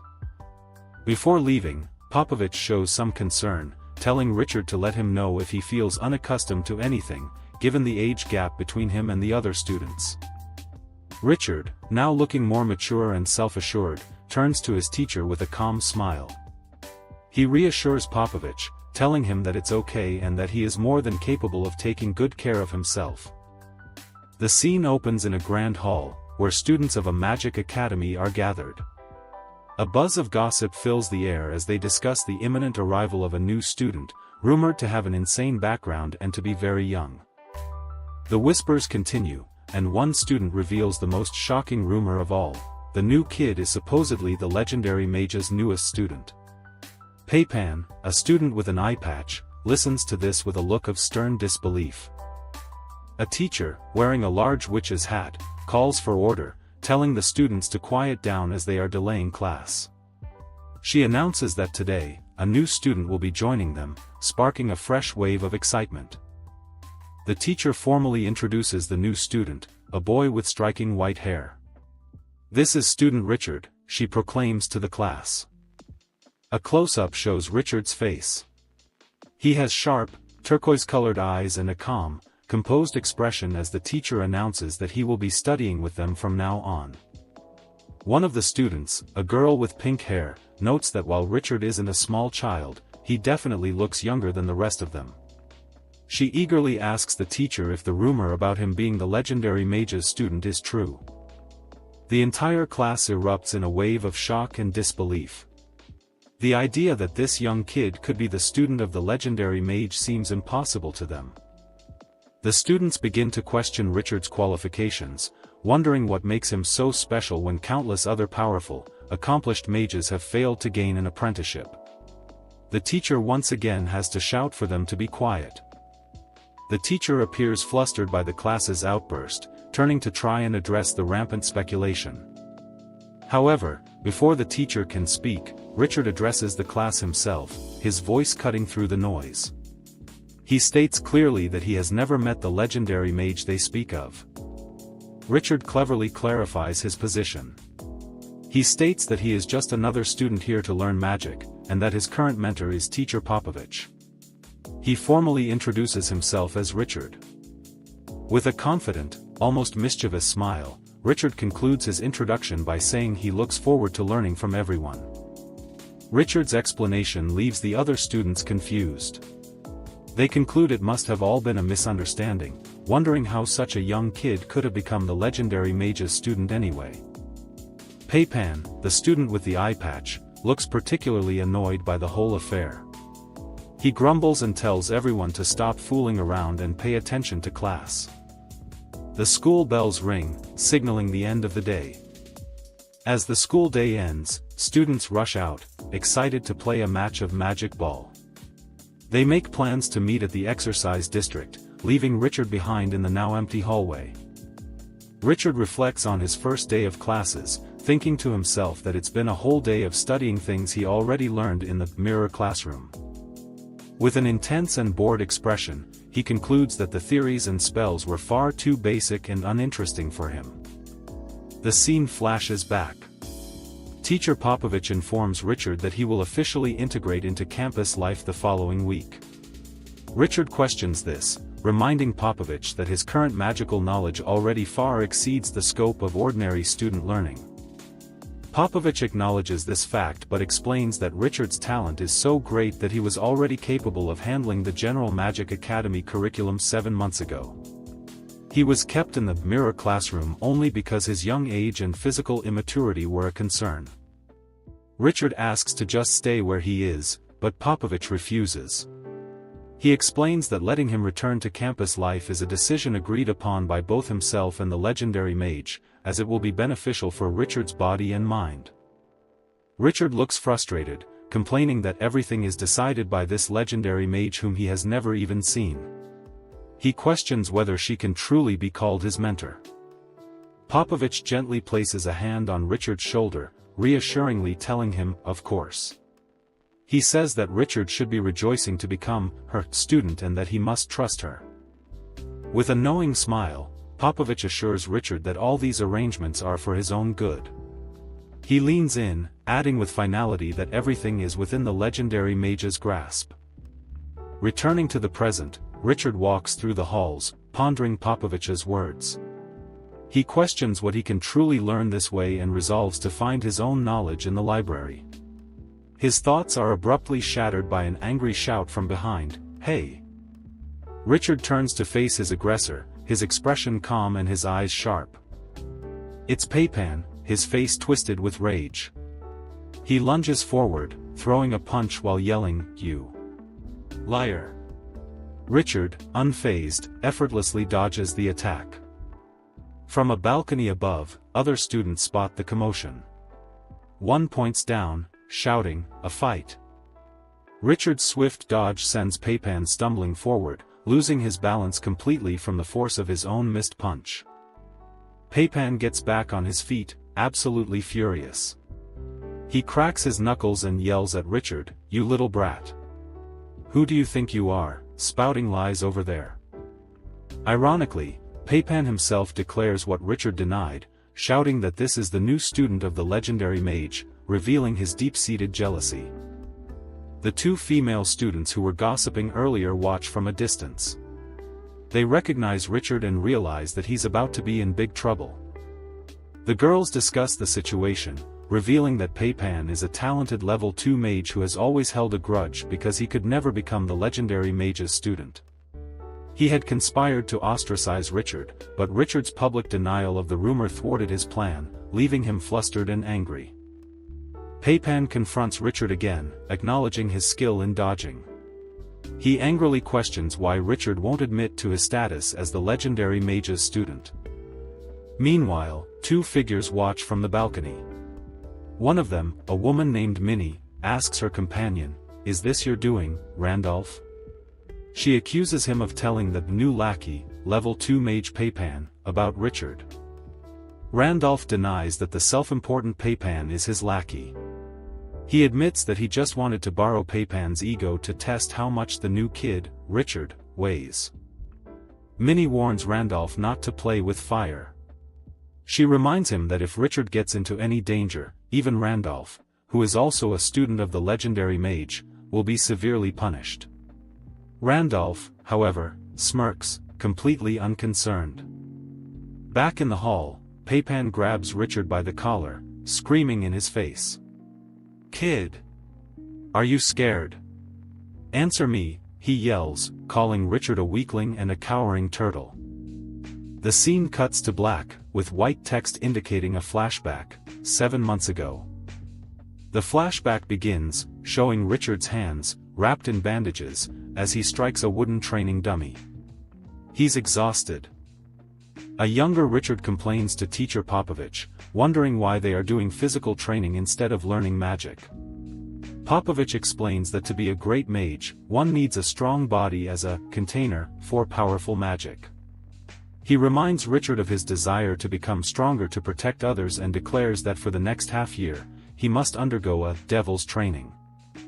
His resolve hardened by Popovich's words, Richard's eyes burn with determination as he sweats, shouting a firm yes. The grueling training begins. Popovich has Richard focus on strength, forcing him to lift heavy sacks with his body and magic. The training also includes wisdom, showing Richard collapsed on the floor, surrounded by books, a sword, and other training tools after intense study. And finally, physique. A montage shows Richard relentlessly practicing his combat skills, punching and kicking with incredible force and speed. The flashback ends, returning to the present. The result of that training is coexistence. Richard effortlessly catches Peipan's hand, stopping his assault. Peipan looks on in complete shock. With a cold, downward glance, Richard easily overpowers Peipan, who can only let out a pained grunt. A look of pure shock and disbelief fills Peipan's eyes as he realizes the immense power difference between them. In a swift and powerful motion, Richard lands a devastating kick, sending Peipan flying backwards across the hall. The two female students watching from the sidelines are left completely speechless, their mouths agape in astonishment, unable to comprehend the sudden and overwhelming display of power. Even Randolph, who had been watching from the balcony with a confident smirk, is now sweating and speechless at this unexpected turn of events. Richard stands tall, an aura of power emanating from him. He looks down on his defeated opponent and throws his own insult back at him, declaring, "You are the weakling." Peipan lies sprawled on the floor, completely defeated by the physical confrontation. His friends rush to his side, worriedly asking if he is okay. But Peipan is far from finished. Utterly humiliated and enraged, he lets out a furious scream. Pushing himself up, Peipan begins to channel his magical energy, gathering a ball of intense fire in the palm of his hand. Screaming "Brat," he unleashes his magic, launching a powerful fireball spell directly at Richard. He proudly declares his status as a level 2 mage, certain that his magic cannot be defeated. In response, Richard simply raises his hand, calmly preparing a counterspell. His expression is hidden in shadow, showing no sign of fear or strain. Richard unleashes his own magic. A massive, swirling vortex of fire, a powerful firestorm, erupts from his hand, completely dwarfing and consuming Peipan's fireball with ease. From high above, Teacher Popovich watches the battle unfold. With a satisfied expression, he says, "Indeed," confirming that this overwhelming display of power is exactly what he anticipated from his prodigious student. As the massive firestorm rages, one of the onlookers screams out the unbelievable truth of the situation: Richard has just cast level 3 magic, proving he is in a completely different league from the level 2 Peipan. Alright, let's kick things off with a little light reading. Our boy is checking out a scroll for Fire Cyclone level 3 magic. It's an area of effect fire attack that also blocks other magic. You know, just some casual, entry-level stuff, for a supposed level 1 apprentice. And here's our main man, Richard, putting theory into practice. With a flick of the wrist, he's casting with an 87% instantaneous rendering rate.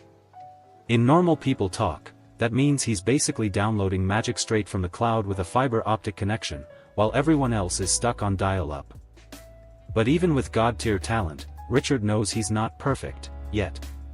He mutters that even with his special ability to see the truth of magic, he can only hit an 80% drawing rate on his own. Oh, the humanity. Only 80%. How will he ever survive? And there's the result. That little, level 3 spell just casually blew a hole in a solid stone wall. The onlookers are, shall we say, impressed. And by impressed, I mean terrified. This clearly isn't your average, everyday magic. The peanut gallery is going wild. They can't believe it. A level 1 freshman using level 3 magic? It's unheard of. But then they remember, oh yeah, he's the student of a legendary mage. Suddenly, it all makes a terrifying amount of sense. Richard, realizing he just flexed way too hard, plays it cool. I got a little carried away, he says, as if he just spilled a drink instead of shattering the school's infrastructure. He even remembers his teacher, Popovich, specifically told him not to do, well, exactly this.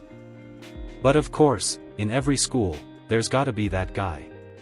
Meet Randolph, the dude in the comically large wizard hat. He notes Richard's strength but decides now is a great time to start some trouble. He calls down to his lackey, "Hey, Peipan." And with all the subtlety of a freight train, Randolph just eats a scroll down to Peipan.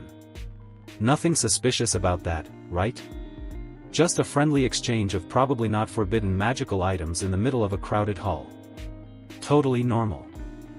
Peipan catches the scroll, looking like he just caught a live grenade. The look on his face screams, "What have I gotten myself into?" But it's a little too late for regrets now, buddy. Randolph gives him a grin that's about as trustworthy as a $3 bill. "Take it, Peipan. Don't forget what we agreed on." Oh, there's a deal. And it involves Randolph using his family's influence to get Peipan a spot as a student of the legendary mage. This is textbook villainy 101. Sensing the sudden shift in atmosphere that usually precedes a beatdown, Richard tells the other students to get back. They immediately recognize the new challenger. That's Peipan. Yeah, the guy who just got handed a magical cheat sheet. And just like that, Peipan starts powering up, a swirling vortex of purple energy erupting around him. The crowd collectively loses its mind. That guy is crazy. Reckless use of magic on campus is prohibited. Dude, I don't think he cares about the school handbook right now. Richard stands his ground, watching as Peipan prepares to unleash whatever anime nonsense that scroll contained. Peipan, full of borrowed confidence, gives him a final warning: "Don't blame me, kid. Peipan goes full supervillain monologue, screaming that the magic campus life is not a place a kid like you should come to, as he launches his attack. Buddy, Richard is the main character. This is exactly where he's supposed to be. The attack hits, and the big reveal drops like an anvil. This isn't just any spell, this is level 5 magic. From a guy who, 5 minutes ago, was just some random student. That scroll must have come with one hell of a user manual. Richard is caught dead in the center of it, and you can see the sheer, oh crap moment on his face. He's completely enveloped in the overwhelming purple energy, sweating under the pressure of a spell that's leagues above his pay grade. The spell is identified, magic telekinesis. Peipan is below, straining like he's trying to pass a kidney stone, while Richard is getting ragdolled in midair. A classic, if you ask me. Even the random background characters are floored. A pink-haired student shouts what everyone's thinking, that's level 5 magic. How could Peipan possibly use it? Exactly, Pinky. He can't. He's just the sucker holding the controller. And here we see the price of using powers you didn't earn. Peipan is struggling, sweat pouring down his face. He's just the conduit. The blindfold over his eyes suggests he isn't even in control, he's just a puppet. The spell's origin is hinted at, the magic school of the legendary mage. This is the same power that Randolph promised to get Peipan into. Looks like he got a free and very painful trial. And who's enjoying the show from the cheap seats? None other than our boy Randolph, the mastermind himself. Look at that smug, punchable face. He knew exactly what that scroll would do. Meanwhile, Richard is having a really, really bad time. He's completely paralyzed by the telekinesis. He can't move, can't draw a magic circle to counter, he's a sitting duck. And to make matters worse, it's not just physical. There's a piercing sound drilling into his head, causing agonizing pain. This isn't just a simple levitation spell, it's a full-blown psychic assault. Talk about a headache. One of Randolph's goons thinks the lesson is over, suggesting they've made their point. But Randolph, ever the sadist, isn't satisfied. No rush, he sneers, wait a bit longer. He's not here to teach a lesson, he's here to see what happens when something breaks. His creepy smile returns as he lays out his twisted logic. He wants to see everything Richard is capable of, and if that means driving him completely insane, that would not be bad either. Randolph clearly loves poking the bear, but he's about to learn what happens when the bear decides to poke back. But Randolph may have pushed a little too hard. Richard, with his face completely blacked out by this new, dark energy, is clearly at his breaking point. The telekinesis is still affecting him, but something else is waking up. Something, angry. And there it is, the Uno reverse card. A wave of pure, dark energy erupts from Richard, and Peipan, who was enjoying his power trip, suddenly loses control of his spell. You can almost hear the record scratch as his telekinesis just shatters. Peipan gets a face full of whatever the hell that dark energy is, and the look on his face is pure, unadulterated panic. The hunter has just become the hunted, and he has no idea what's going on. The dark tendrils of energy completely overwhelm the area, and from Peipan's perspective, he's looking at some kind of eldritch horror. What energy, he screams, as Richard just floats there like a vengeful god. This is the part where you find out who the real main character is. And the payoff is beautiful. Peipan drops to the ground, clutching his head and screaming bloody murder. On the balcony, even Randolph, the psycho who wanted this to happen, looks completely shocked. I guess he didn't expect Richard to have his own brand of crazy. The adults have finally entered the chat. An instructor arrives on the scene to find Peipan rolling on the floor. My head hurts so much, he wails. The official report? A fight with reckless use of magic. Yeah, no kidding. Another student, probably the hall monitor, runs up to the instructor. Instructor. Student Peipan suddenly acted like he's gone mad. You think? The guy is screaming and writhing on the floor. That's usually a good clue. And in the chaos, let's not forget our hero. After unleashing his hidden power, Richard has also fainted. Releasing your inner demon is exhausting, man. He earned a nap. Up on the balcony, Randolph is having a temper tantrum. His perfect plan is ruined. Just a little bit more and I would have had that brat. He fumes, watching Peipan scream. He wasn't trying to win a fight, he was trying to break a person. And he failed. Then, his eyes land on it. The evidence. The magic circle manuscript, lying innocently on the floor. The very scroll that enabled this whole mess. His face goes from angry to oh crap in record time. It must be recovered, he thinks, realizing his connection to this illegal duel is just sitting out in the open. Can't let anyone find out I'm the one behind this. He quickly conjures up a bit of wind magic to snatch it. In a move that he probably thought was super slick, Randolph runs by and casually steps on the scroll to pick it up, trying to blend in with the panicking crowd. A classic nothing to see here maneuver. But he's not slick enough. A sharp-eyed female student, Minnie, walks right up to the instructor, holds up the scroll, and says, "Instructor, I found the manuscript Peipan used. Perhaps this magic fight had an instigator." Oh, the drama. Randolph freezes. He's been caught. The look of pure, sweat-dropping terror on his face is priceless. Minnie, you. He just got outplayed by a fellow student. You absolutely love to see it. And Minnie just stands there, holding the evidence, looking like an absolute queen. She knows exactly what she just did. Checkmate, you hat-wearing moron. Mic drop. We cut to a much more opulent setting. The legendary mage herself, Sue Helen, is getting the rundown. The report confirms a strange energy anomaly is what drove Peipan mad, and that only he could see it. It wasn't a normal attack, it was a mental one. Sue Helen listens as the analysis continues. They speculate that this strange manifestation was Richard's dormant shadow energy piggybacking on the telekinesis spell Peipan was using. Basically, Richard's power hijacked the attack and turned it back on the user. She agrees with the assessment. The implication is clear. As Sue Helen puts it, Richard has started to use that shadow power, even if it's unconsciously. She tells Professor Popovich to keep a very close eye on him. Richard has just become the most interesting and dangerous student in the academy. Professor Popovich confirms that the instigator, Randolph, has already been punished according to Sue Helen's orders. Then he asks the million-dollar question, how do you think we should handle this now?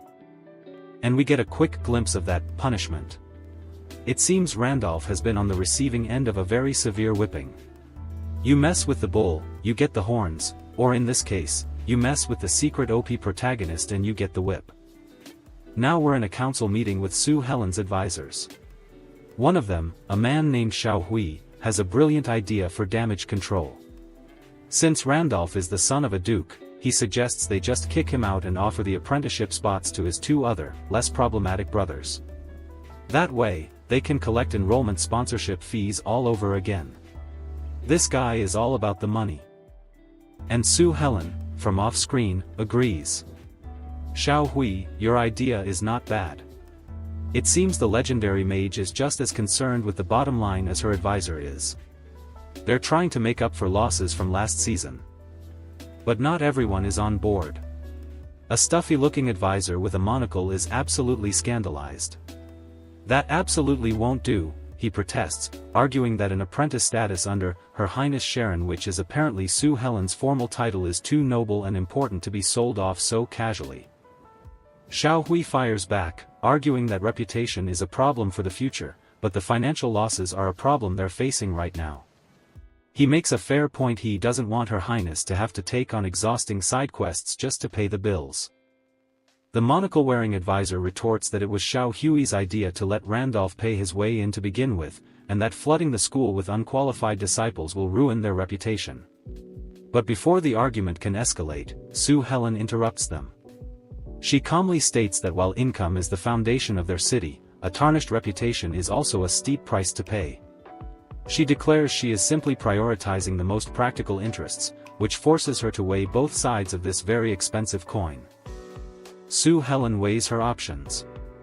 She admits that, yeah, the sponsorship money is great for business. But on the other hand, taking in useless rich kids like Randolph is exactly why these messes happen, and it cheapens the brand of her real disciples. It's the classic dilemma, cash versus quality. Her two advisors, one representing reputation and the other representing profit, look to her for the final decision. Then, Your Highness, what is your meaning, they ask.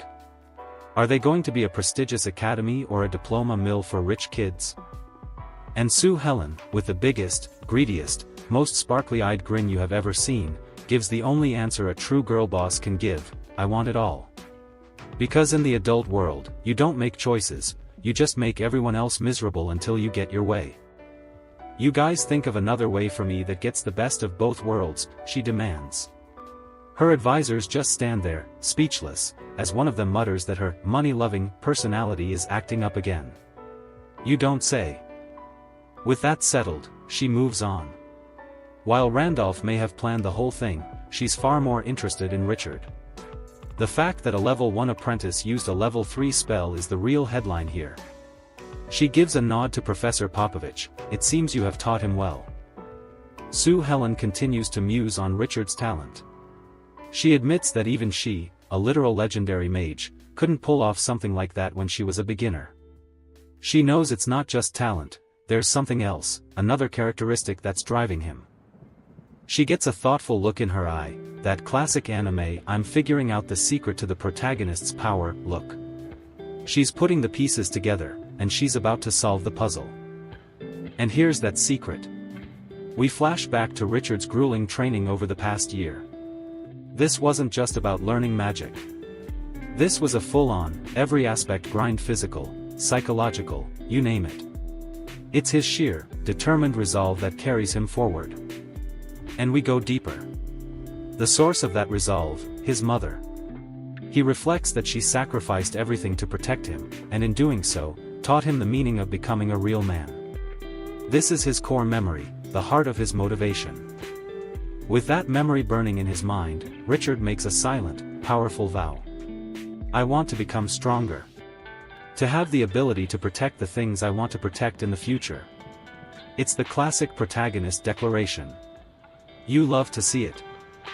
Back in the present, Sue Helen watches him from afar, a knowing smile on her face. It's as if she heard his vow from across the campus. Perhaps, she says, confirming that she understands him completely. She looks out over her city, deep blue, and makes a grand prophecy.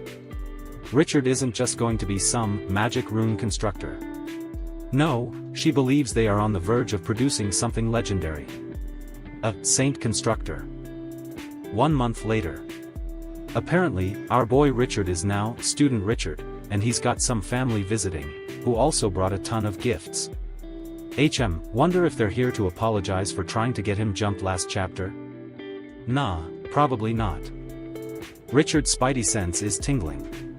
He immediately gets the feeling that this ain't a friendly visit. He's thinking, it couldn't be that guy. Oh boy, someone's about to have a very, very bad day. And here comes the dramatic door opening. You can just feel the smug aura pouring into the room. Richard turns, and yup, it's a long-haired, blonde pretty boy. You know the type. The kind that smiles while plotting 13 different ways to ruin your life. Richard's face just says, huh, which is rich, coming from him.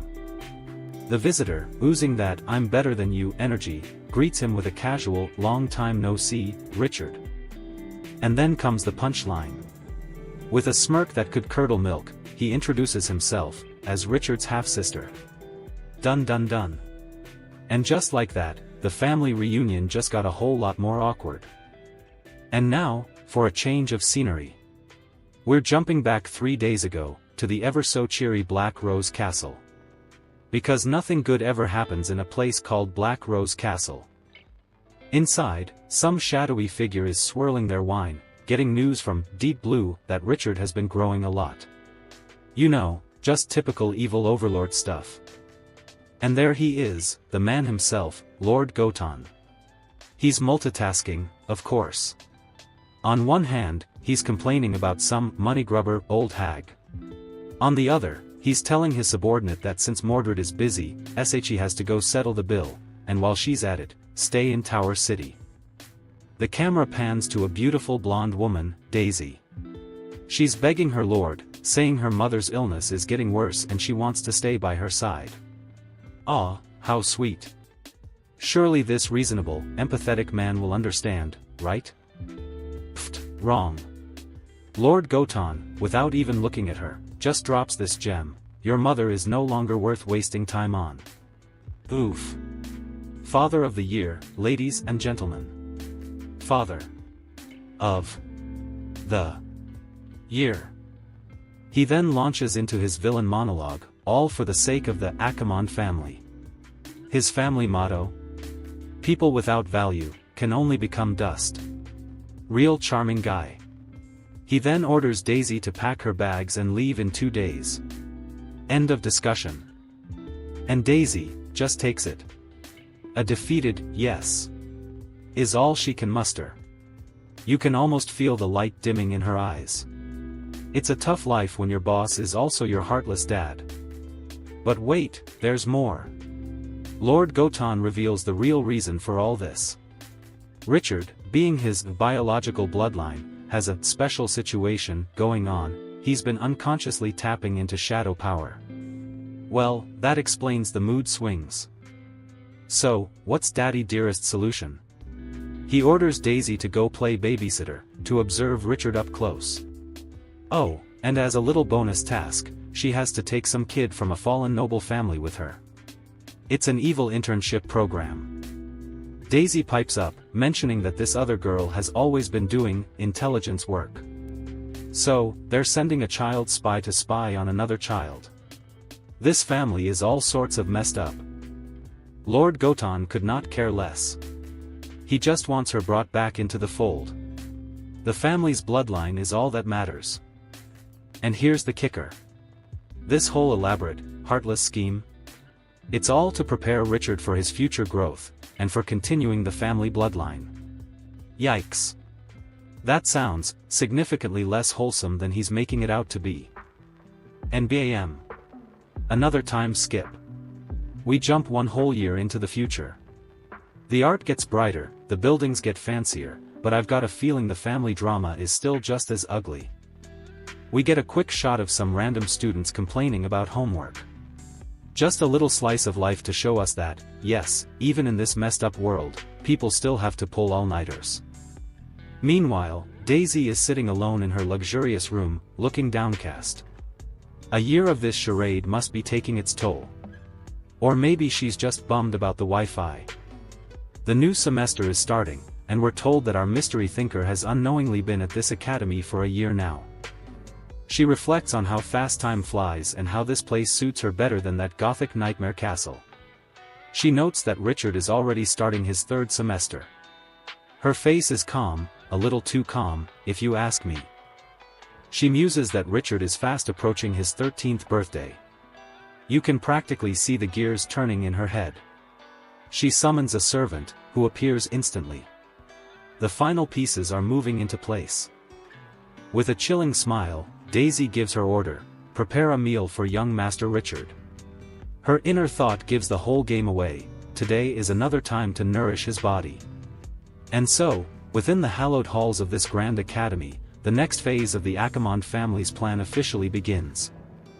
We pan up to a grand building, looking all majestic and scholarly. But we all know what's about to go down inside is anything but. Inside, Richard is getting his gains in, doing one-handed push-ups to prepare for the new semester. Gotta respect the grind, even if your family is a walking soap opera. He finishes his set, completely wiped. But his rest is cut short by a voice calling out his name. It's the unnamed maid. She informs him that his dear sister Daisy is out, but left instructions for a rich meal. Richard's face says it all as he thinks, here we go again. The poor guy looks like he's about to face a firing squad. And in she comes, the unnamed maid, leaning in with a sing-songy, "Good morning, young Master Richard." Her whole vibe is just a little too friendly, you know? Richard has a flashback, monologuing that ever since his half-sister, Daisy, came to take care of him a year ago. Once every week, he's subjected to this. The unnamed maid brings him to the table for his special, horrifying meal. She serves him, getting way up in his personal space and making him blush. I'm telling you, this kid's life is one big HR violation waiting to happen. He complains in his head that he always has to eat some strange foods. And by strange, he means the kind of stuff you'd find in a monster's garbage can. First up on this nightmare menu? The rib of a Komodo earth dragon. It looks like a rack of spiky, burnt death. Bon appetit. Next, we have the eastern deep-sea Hatano fish. It looks like it died, was brought back to life as a zombie, and then died again.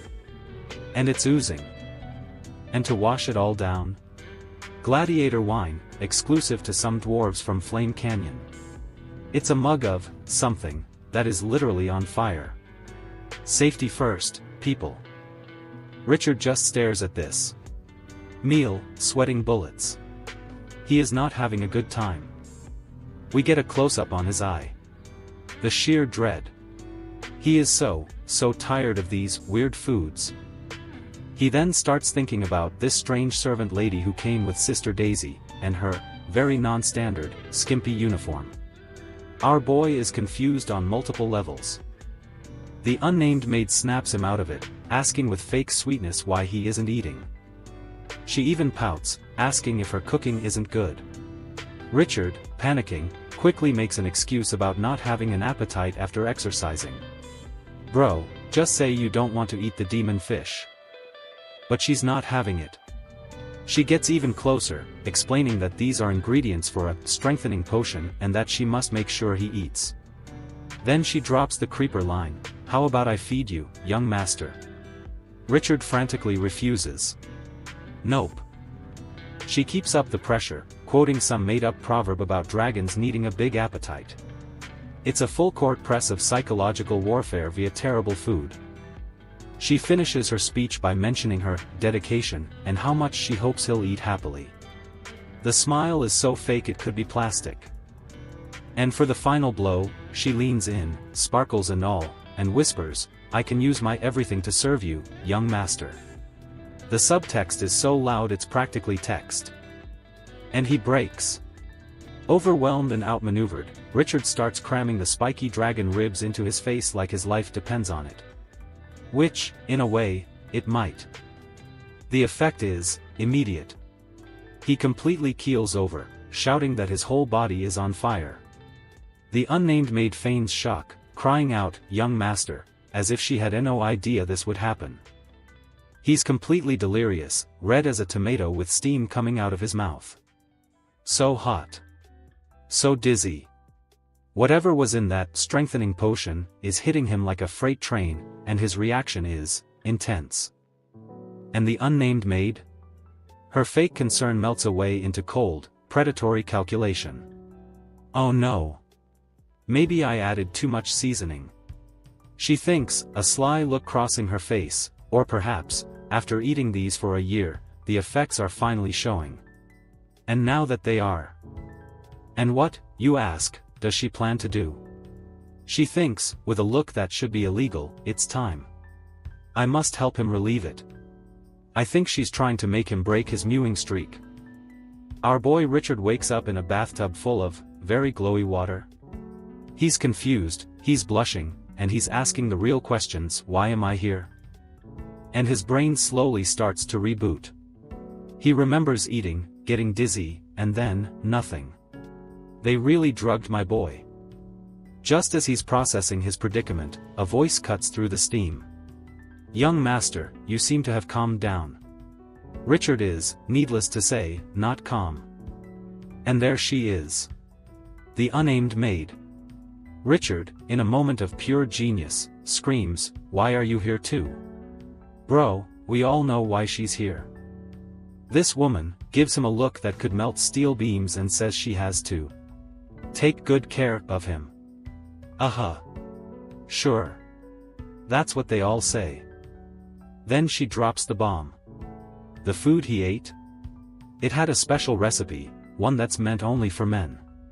Ah. So it was that kind of party. Got it.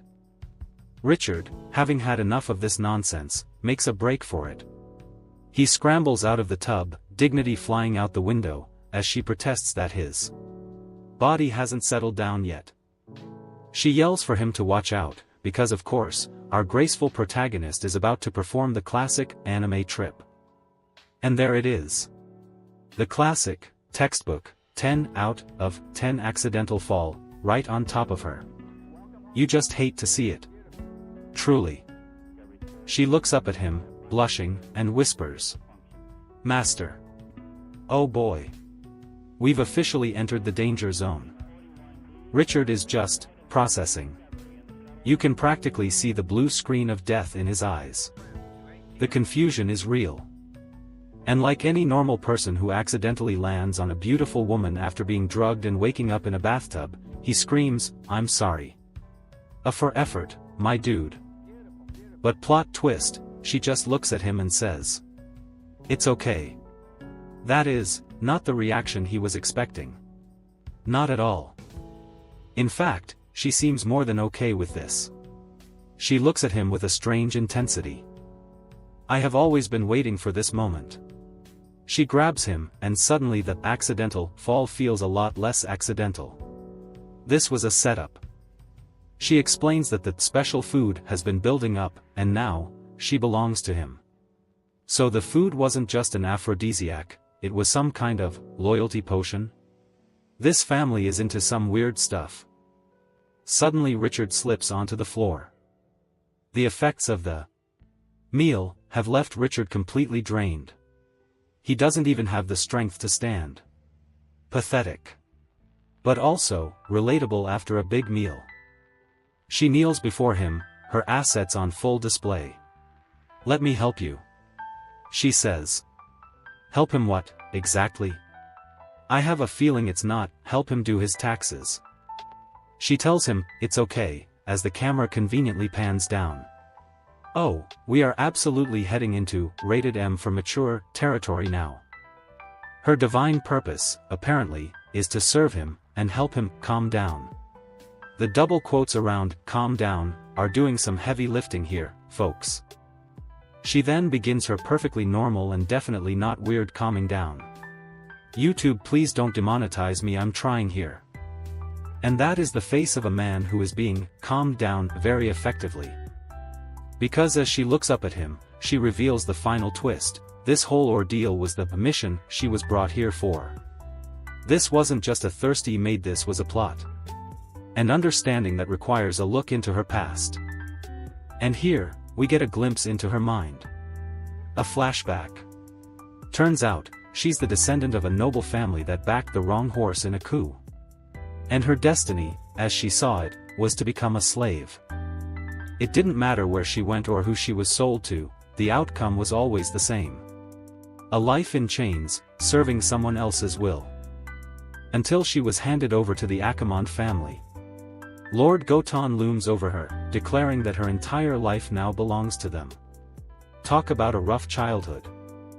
We snap back to the present. She is still rambling about her mission. That it's her life's purpose to continue the bloodline for the Akamon family. She's been so brainwashed that she sees this degrading task as a holy duty. But Richard, he's not listening to her words. He's seeing her. He's seeing past the mission and the brainwashing. And he has a flashback of his own. He remembers his cold-hearted family, the vipers in his own home, talking about how his own mother, Elaine, now represents nothing. He knows exactly what it's like to see someone be dehumanized. And in that moment, something inside him snaps. He grabs her arm, stopping her dead in her tracks. She is completely taken by surprise. This was not part of the mission parameters. Her programming is starting to short-circuit. And then, Richard drops the hammer. "No," he roars, with all the fury of a man who has seen too much injustice. "You are not a slave." He flashes back again, this time to the kind face of his mother, Elaine. The one person who showed him true kindness. He channels her words, her wisdom. "Mother taught me.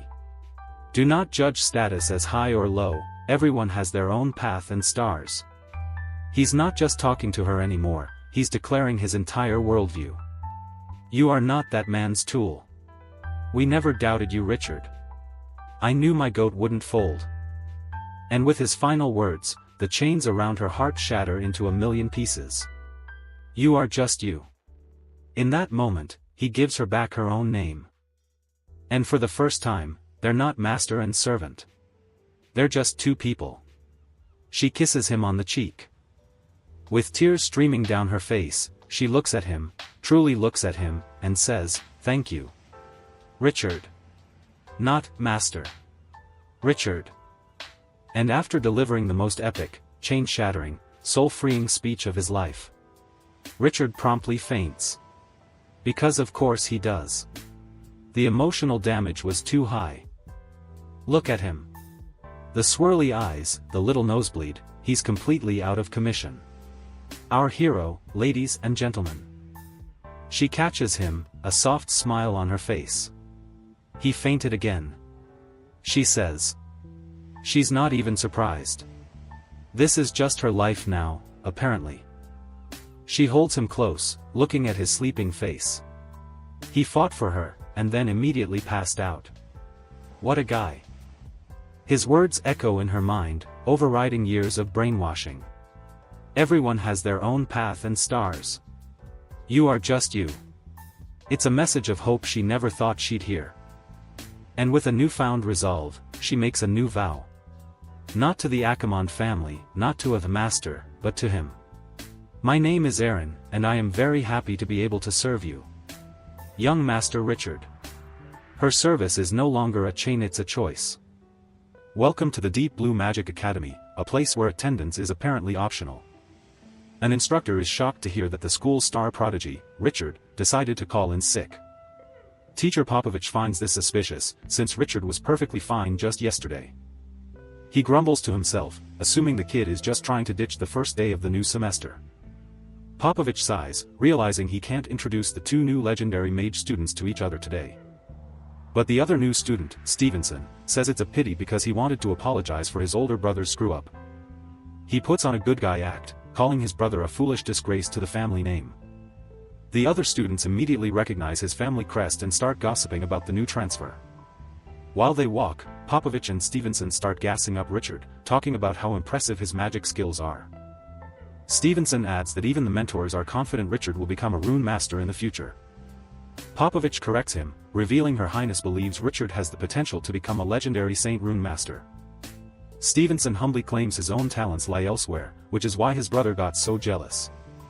But none of that stops him from wanting to meet the guy Her Highness holds in such high regard. Meanwhile, at the library, a guest named Daisy is there to finalize a contract with Her Highness. But Her Highness, Sue Helen, is busy and tells her assistant to let the other guest, Duke Solem's son, keep waiting. The assistant apologizes to Daisy for the delay, but Daisy claims she hasn't been waiting long at all. Suddenly, a voice rings out, calling out to what seems to be a young girl with pink hair. Hearing the voice, Sue Helen turns her head with a sharp, annoyed expression. From the balcony above, Sue Helen sends a book floating down to Daisy as a gift. Completely bewildered, Daisy reaches for the strange book, wondering what on earth this is about.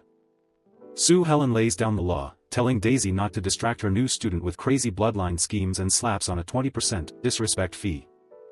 Daisy is floored when she sees the title of the book, which is literally a recipe book for making healthy bee-steered babies. She looks up in disbelief, wondering how Sue Helen could have possibly known about her family's secret plan. With a smug grin, Sue Helen boasts that nothing in her territory of Deep Blue can ever be hidden from her. As it turns out, this was all a master plan to extort a huge compensation fee from the Solem family for Randolph's past troubles. The scene then cuts to the exclusive mirror classroom, a place only accessible by teleportation. Inside, Stevenson is making small talk, mentioning how the teleportation magic made him just as dizzy as his brother. He then formally introduces himself to his fellow student, Miss Minnie of the Inio Marquis family. Minnie is having none of his smooth talk, telling him she doesn't care how his brother described her. She then brings up a juicy rumor about one of the Duke's sons being a dragon warlock, subtly asking if it's him. Stevenson just smiles and decides to get straight to the point of his visit. He arrogantly declares he's about to propose the best, win-win deal for both of their families. And his grand plan is to restart what his brother failed by proposing a new engagement between himself and Minnie. Minnie immediately shoots him down, calling him presumptuous for proposing marriage when they literally just met. But Stevenson pulls the classic rich guy card, explaining that noble marriages are about benefits, not feelings. Minnie roasts him, asking if all the young masters from his family are such boring playboys. Unfazed, Stevenson plays it cool and tells her to take her time considering his obviously brilliant proposal. She coldly reminds him that mages are supposed to be rational and calm, not romantic. He switches tactics to classic chivalry, taking her hand and asking for forgiveness if he offended her. With a charming smile, he promises to use his sincerity to win her over in the future. Minnie is completely unfazed, giving him the dead-eyed stare of someone who has heard it all before. Just as he's laying it on thick, a voice from the doorway cuts in, calling sweet words the cheapest gifts. Her Highness Sue Helen finally makes her appearance, declaring that people who truly care speak with cold, hard cash. She immediately puts Stevenson in his place, revealing she knows he's a dragon warlock and that she has an aura that literally bullies dragons. Stevenson tries to play it off, saying the effect on his bloodline is no big deal, but his nervous smile says otherwise. Sue Helen gives some fake encouragement, telling him to speak up if he has any problems while in her school. Then she gets down to business, reminding him that his family has only paid half the sponsorship fee. Stevenson starts sweating, realizing he's in the presence of a woman who has likely killed countless dragons just for fun. Changing the subject, she casually asks how his father, Duke Solem, has been doing lately. He politely informs her that his father reached the legendary realm, but Sue Helen just keeps probing for more details. The Spellbreaker Shadow Warrior, a class designed to be the ultimate nemesis of all magic users. The legendary mage, Sue Helen, is shocked by this choice, as she expected him to pick a class that was a better fit. But Stevenson simply accepts it, stating that this was his father's final choice for him. Sue Helen dismisses them, telling Popovich to handle their arrangements since she's too busy, though she makes a mental note to visit Stevenson's father. She explains that her schedule is too tight, and her plan to meet the new student Richard is on hold because he's conveniently sick. She tells Popovich to keep a close eye on Richard's situation for the semester, and he dutifully agrees. As for Stevenson and the others, she tells them to just lay low and enjoy their campus life for now. Stevenson remains silent, taking it all in. With the conversation over, Stevenson and his teacher depart. 1 week flies by. Meanwhile, our boy Richard is using his truth ability to analyze a masterpiece magic array to speed up his studies. He meticulously copies the data, believing it will help him create new magic arrays much faster. But as he's reciting the array's dimensions, his truth ability seems to have a mind of its own, giving him a very different kind of data point. Just then, his maid Erin arrives with a meal, and it becomes hilariously clear what, or who, his ability was analyzing. Richard is completely flustered by his ability's malfunction, as Erin innocently asks if he's feeling unwell. He tries to play it cool, brushing it off while wondering what weird food she brought him this time. To his surprise, however, the dishes are just normal, delicious-looking desserts. Erin leans in to whisper that there's no need for supplements anymore, since he was too weak to handle them and fainted last week.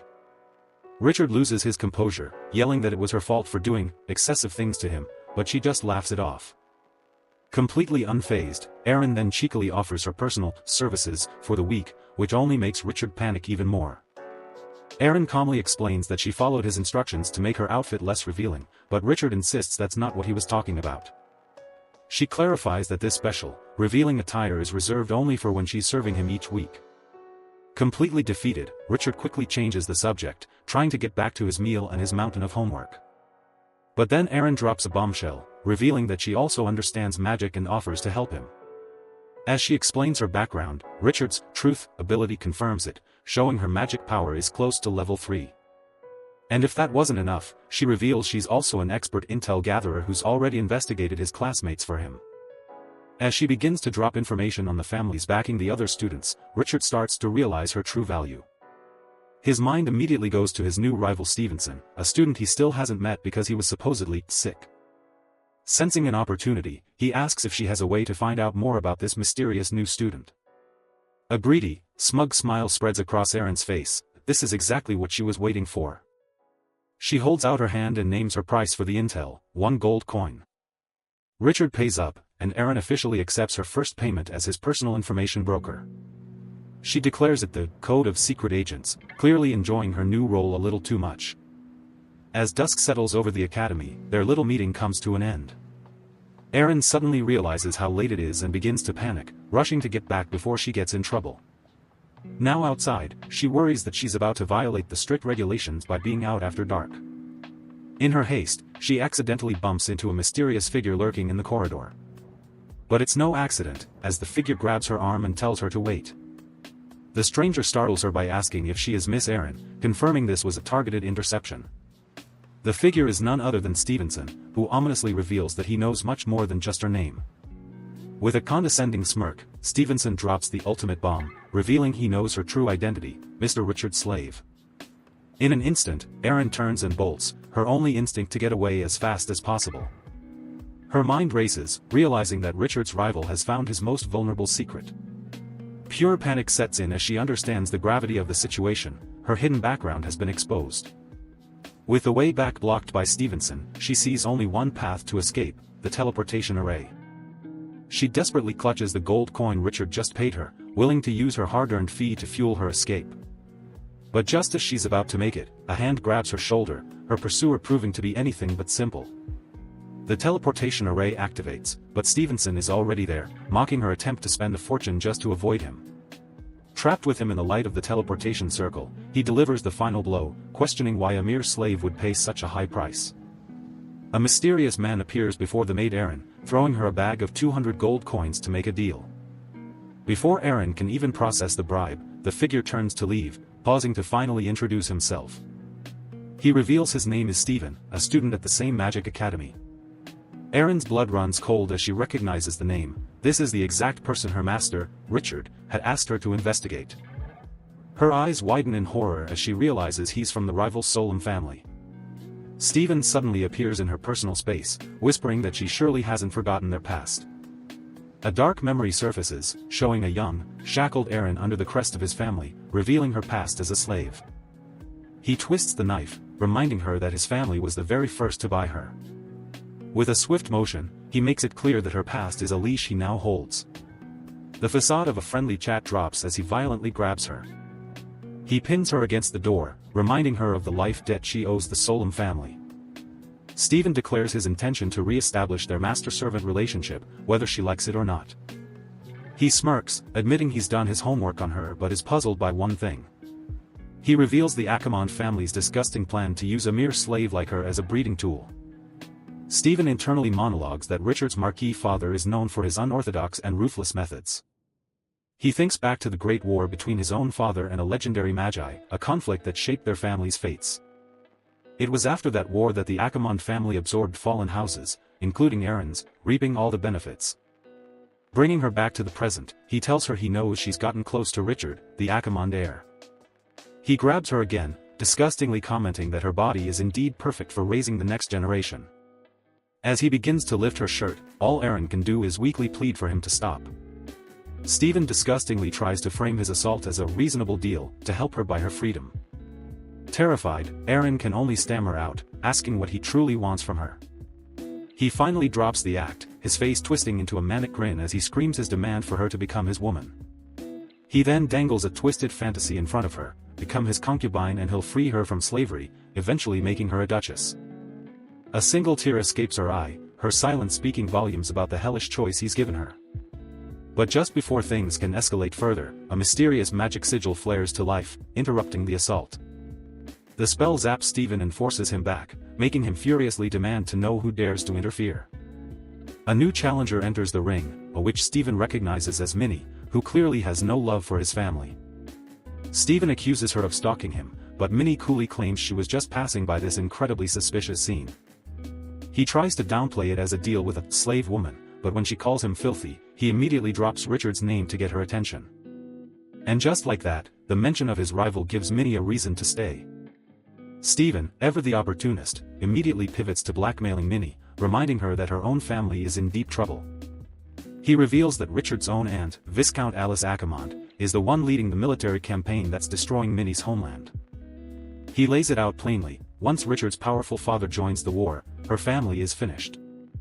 Praising her past attempts to sabotage his family, he proposes an alliance between them as two smart successors. The stakes are high. If she refuses, a marriage contract between their houses becomes worthless, and her family faces total defeat. He delivers the final insult, telling the noble lady that if her house falls, she'll be no different from the slave Eren. The scene cuts away from the confrontation, jumping forward 1 month in time. We return to the academy, where students are buzzing about the monthly test results, and unsurprisingly, Richard has once again claimed the top spot. The other students can only whisper in awe, revealing that he's already reached the strength of a level 3 mage, a monstrous feat for his age. Amidst the praise, Richard's thoughts are elsewhere as he approaches a fellow student he calls Sister Daisy. He finally asks the question that's been bothering him. He hasn't seen Eren all month and wants to know where she's gone.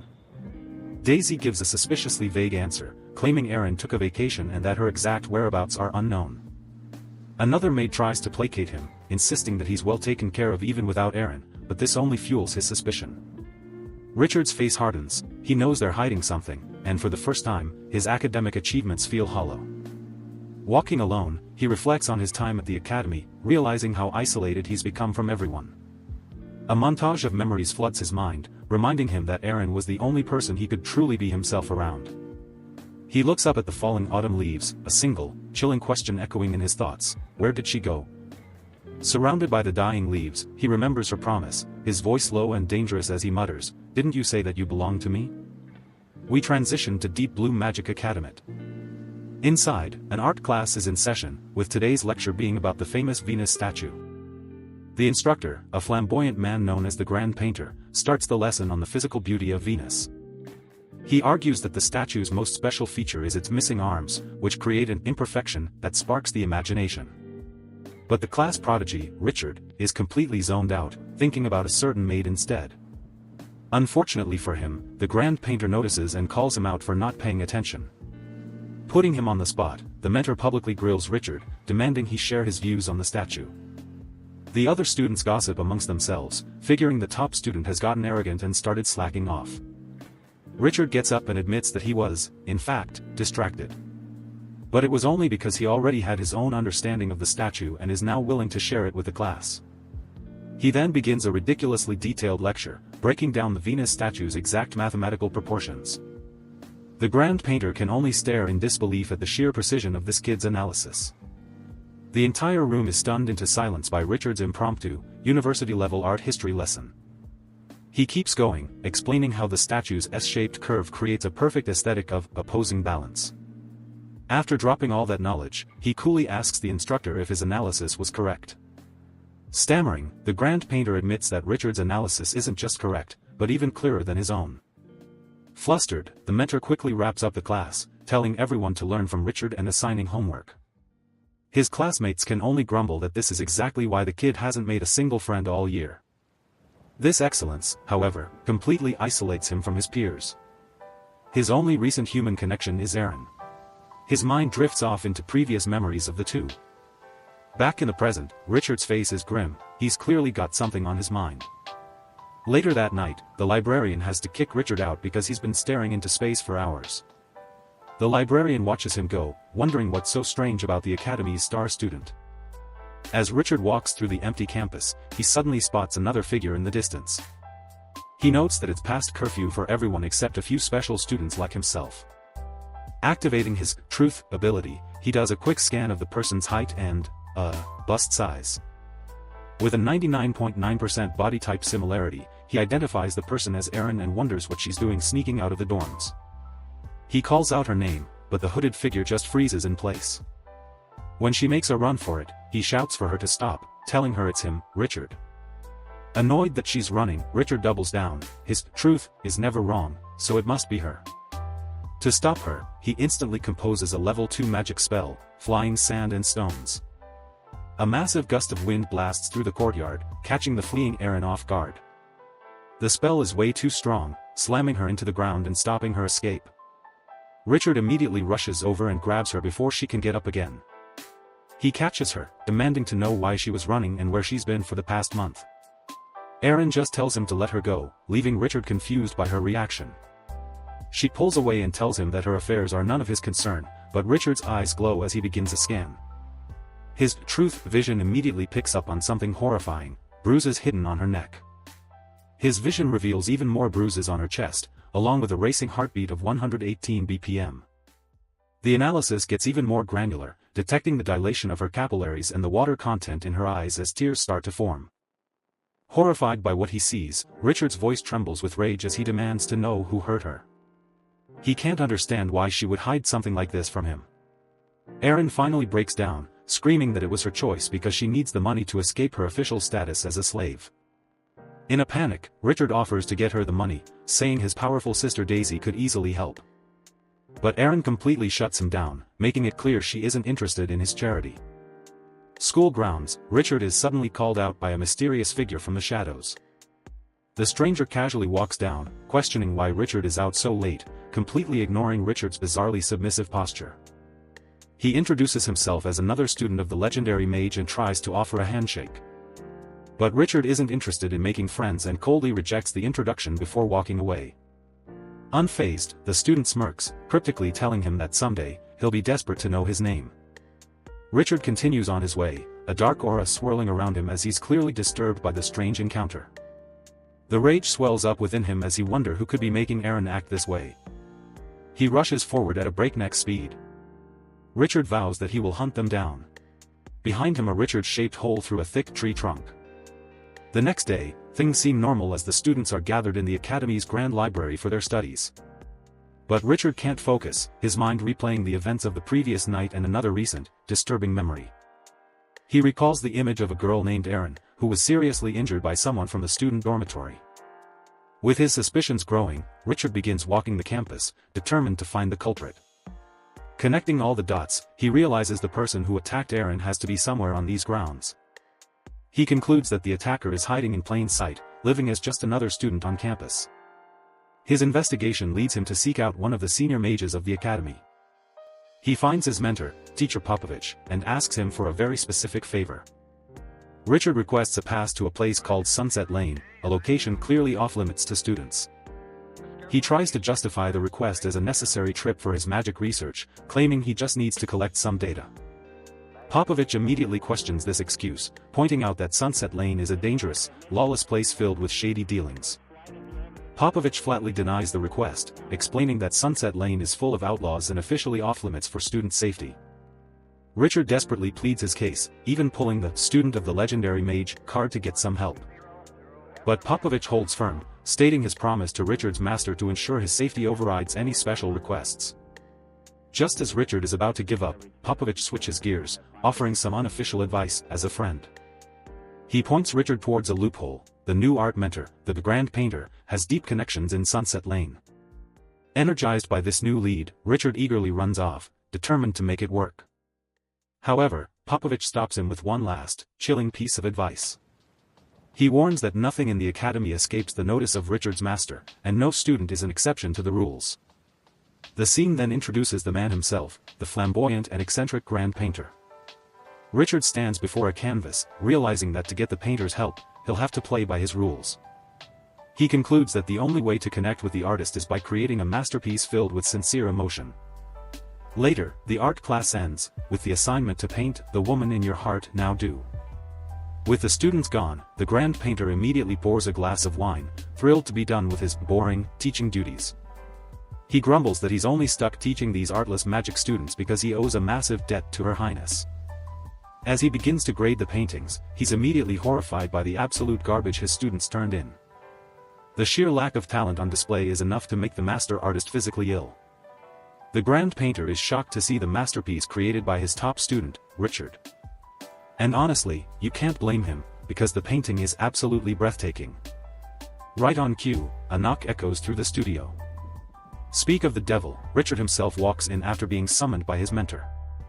The grand painter wastes no time and gets straight to the point, offering a deal for the painting. He really wants to add this piece to his personal collection. The mentor can't stop gushing over the painting, describing its poetic and gentle nature. He admits that Richard's artistic talent has completely exceeded all his expectations. But Richard isn't here for a pat on the back. Instead of money, Richard demands a letter of introduction to a shady place called Sunset Lane. The mentor is hesitant, warning that the consequences would be severe if the legendary mage found out. But Richard flips the script, revealing he knows all about the mentor's illegal deals in that exact place. He lays it all out. The mentor is using art to secretly trade forbidden rune magic blueprints. Caught red-handed, the Grand Painter completely loses his cool and denies everything. He furiously demands that Richard provide evidence for such an insane accusation. And with a confident smirk, Richard confirms that he absolutely has evidence. Richard then reminds him that he didn't become a student of the legendary mage just by chance. It's because he's a member of the powerful Akamon family. The mentor's face drains of color as he realizes he's being blackmailed by a family famous for information warfare, and he immediately caves. But Richard isn't finished, adding another outrageous demand that sends the painter into a blind rage. Knowing he has the painter completely trapped, Richard presses his advantage with a cold, unwavering gaze. His true demand is finally revealed. He wants an introduction to a mentor who can teach him killing skills. 2 days later, Richard keeps his end of the bargain and teleports to the infamous Sunset Lane. A shady guide greets him, surprised that a young kid has the nerve to show up in this part of town. But Richard is completely unfazed, walking into the dangerous alley alone and late at night. He flashes the pass from the Grand Painter and tells the guide to just take him to his destination. The guide leads him into the depths of Sunset Lane, an alley overflowing with crime and despair. The place is a cesspool of misery, with people broken and chained in the streets. The guide, Lench, warns off some local thugs, letting them know that Richard is an important guest. When they finally arrive, a gruff voice immediately insults the third-rate painter who sent him. Richard coolly removes his hood, ready to meet the man he came all this way to see. He's met by a scarred, one-eyed veteran named Naya, an assassin amused by Richard's ruthless goals. 1 month of hellish training flies by. Richard is now a regular in the alley, and the locals have learned not to mess with Naya's student. The training has clearly changed him, his expression now colder and harder than before. As he walks through the dark street, his sharp eyes catch a glimpse of a familiar item on a cart. It's the very painting he traded, now being smuggled away just as he planned. His training takes place in a grim-looking cellar, hinting at the brutality of his lessons. After the session, Richard tosses over a bag with 100 imperial gold coins as payment for the night's lesson. Naya takes the gold but continues to test the boy, asking if he's not afraid that one day he'll just decide to kill him, since a child's death is a common occurrence in Sunset Lane. But Richard isn't intimidated in the slightest, coolly replying that his eyes can clearly see whether Naya has any intent to kill him. Besides, he's no fool, he only ever brings enough gold for that day's lesson, making him a pretty and profitable target. He lays out the cold, hard logic: is it better to get a measly 100 gold coins once, or to have a steady client who pays handsomely? Naya seems amused by the kid's logic, but reminds him that professional assassins have their own principles. He then reveals his trump card. He knows Richard is the student of the infamous dictator of Deep Blue, Sue Helen. Naya correctly guesses that Richard needs these skills to bypass the Academy's strict magical surveillance. Richard confirms it, explaining that learning these techniques is the only way to find his hidden enemy. Finally, he reveals his true goal: to learn the unique rune magic used by assassins, a skill known as detection. Richard calmly requests a mentor who understands rune detection, a type of assassin magic, leaving the Grand Painter completely stunned. The Grand Painter starts sweating, stammering that he can't possibly find someone like that. But Richard calls his bluff, pointing out that a man of his stature and connections definitely knows more about rune masters than he does. He explains that rune masters are legendary figures in the magic world, hailed as creators of miracles. However, to the rulers and empires, these same rune masters are seen as a massive threat. Their rune magic, if used improperly, could become a lethal weapon against entire nations. Because of this immense power, the rune master factions have split into different forces over time. The Grand Painter realizes he's been completely seen through by this 10-year-old kid. He recognizes the terrifying intellect of the Akamon family bloodline shining through Richard. The Grand Painter knows that among the rune factions are those who act as the sharpest weapons of war. The most famous of these is the Rune Knight Legion, the ultimate symbol of military might. Richard then cuts to the chase, accusing the Grand Painter of smuggling student art to make a profit. The flustered painter makes a weak excuse, claiming he's just trying to pay off a debt. He knows his illegal side hustle is absolutely forbidden in the Academy and quickly agrees to Richard's demands. Richard reveals the detection techniques he wants to learn come from the assassin organization that rivals the Rune Knights. With a smirk, Richard says he has the perfect anonymous assassin in mind to be his mentor. He's going to introduce a man whose name is synonymous with fear. The mentor he wants is none other than the legendary assassin Naya, formerly known as Disaster Blade. Richard casually threatens to leak Naya's old identity, which would put a massive bounty on his head, making his life a living hell. Instead of getting angry, Naya is impressed by the boy's guts and agrees to the deal, demanding 500 gold coins for the lesson. Naya admits he wants the money, but says teaching Richard is useless since he no longer has access to his old organization's resources. Richard smirks, telling him not to worry because he'll simply become a rune master himself. And so, an entire month passes in a classic training time skip. Suddenly, an explosion of smoke bursts out of Richard's locked room. Outside, the maids worry, reporting that he hasn't been eating and has locked himself away for the whole month. Daisy grows more concerned as she learns he's also been skipping classes and borrowing money, fearing he's become a gambler. But just as her worry peaks, a triumphant shout of "success" erupts from behind the door. Richard bursts out of the room looking like a complete mess, startling Daisy and the other maid. He frantically asks for help, demanding they bring him any of Aaron's old clothes. It's revealed that his month of seclusion was spent successfully replicating the construction detection rune. He begins the ritual by extracting the lingering scent from a piece of Aaron's clothing. The magic then materializes and concentrates that scent into a small, portable warning rune. Unfortunately, because he used cheap beast skin, the rune can only function at 50% of its true power. He realizes that to get the high-grade materials he needs to improve it, there's only one path forward. He has to officially become a rune master. Wasting no time, Richard goes to mentor Popovich and asks for a recommendation, but is reminded only level 3 mages are qualified. Richard confidently argues that his knowledge already surpasses that rank and the slow promotion system is just a hindrance. He pushes further, insisting he has the potential and doesn't want to waste time on magic he has already mastered. Declaring it his ultimate goal, he begs mentor Popovich to help him. Popovich stays silent, his gaze distant as he thinks of the mysterious, powerful woman he secretly reports to. After a moment of thought, mentor Popovich agrees and starts writing a recommendation letter for Richard to Grand Magister Phil.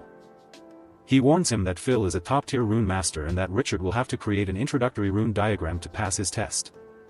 But Richard, ever the overachiever, coolly tells him there's no need for that. With a smirk, he pulls out the completed diagram he just made, saying he's been ready for a long time. The scene shifts to the registration hall, packed with other hopeful students desperate to get in. Richard makes his way to the registration desk, ready to hand in his masterpiece disguised as a simple test. He places his diagram into the registration box along with all the others. Meanwhile, Popovich secretly reports to a mysterious Her Highness that Richard is officially on the path to becoming a rune master.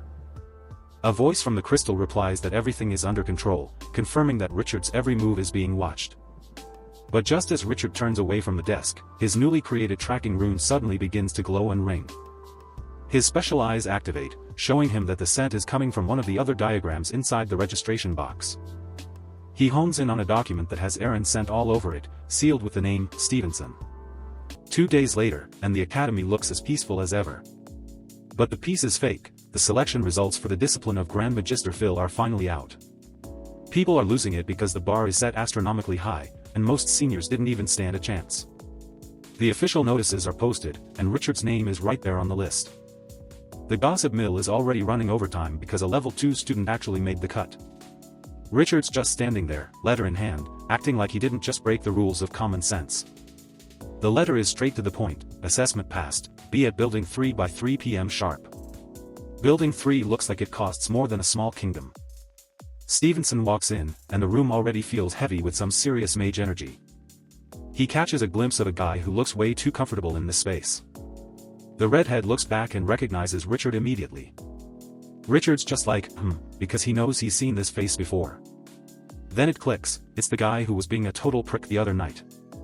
Stevenson is already apologizing for being impolite back then, playing the noble role.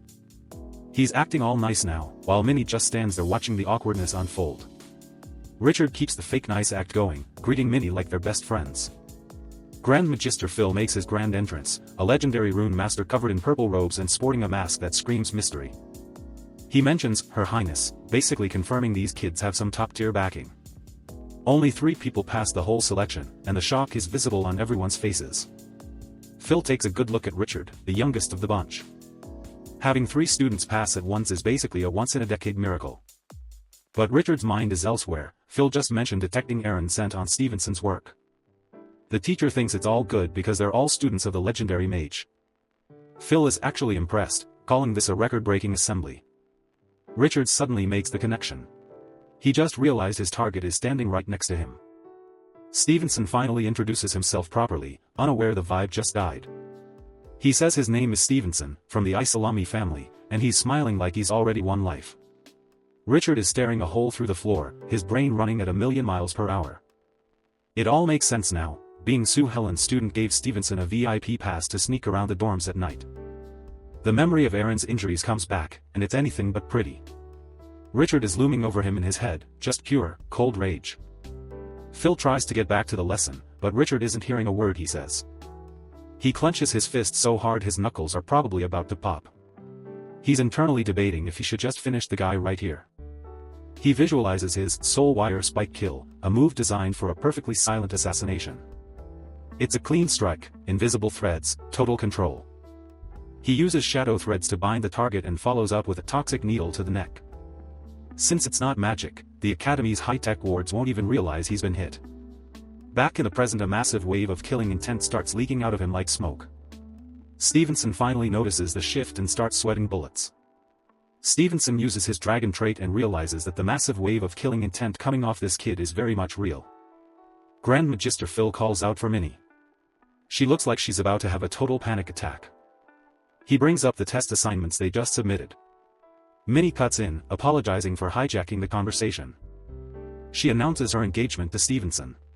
Talk about a power couple move. Grand Magister Phil plays along, calling it a momentous occasion. Stevenson decides to be extra and invites Richard to the wedding. He brags about how Minnie finally said yes.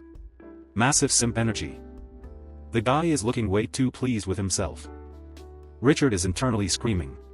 He's trying not to crash out right here. He starts questioning if these two are actually the ones who hurt Aaron. His detection rune is dead silent. He's rethinking everything. Grand Magister Phil is over the marriage talk. Back to the actual work. He calls their work beginner level. Straight savage. Apparently, one of them didn't totally suck, but he's not saying who. Stevenson is basically waiting for his gold star. Instead of naming names, Grand Magister Phil wants a live demonstration. He calls it a biological teaching experiment. Which sounds a bit sus. A massive gate opens up, glowing with mana. A centaur is absolutely zooming around the track. The results pop up, a 20% speed improvement. That 20% came from Minnie's agility rune. Richard watches the centaur, taking it all in. Using these creatures as test subjects is definitely dark. Grand Magister Phil welcomes them to his private experimental grounds. He custom-bred these centaurs specifically for scoring assignments. He calls this their first real lesson in the essence of rune magic. Minnie's result was enough to pass, but that's about it. She's stunned because she used some high-tier materials for that. Grand Magister Phil basically tells her she's currently in last place. Next up are Stevenson and Richard. The real competition. Stevenson is feeling cocky, bragging about his top-grade materials. Pay to win. The next test subject is lined up and ready to go. The rune lights up on the centaur's skin. And just like that, the race begins.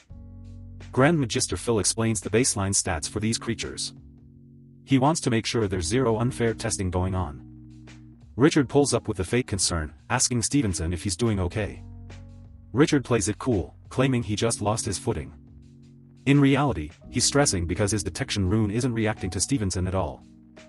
The race is on, and Stevenson's subject hits 5 laps in 8:04, a 33% speed increase. Stevenson is feeling himself, thinking he's basically already the main character of this test. He checks in on Richard one last time, fully expecting a disaster. It's Richard's turn, and Stevenson is convinced his score is unbeatable.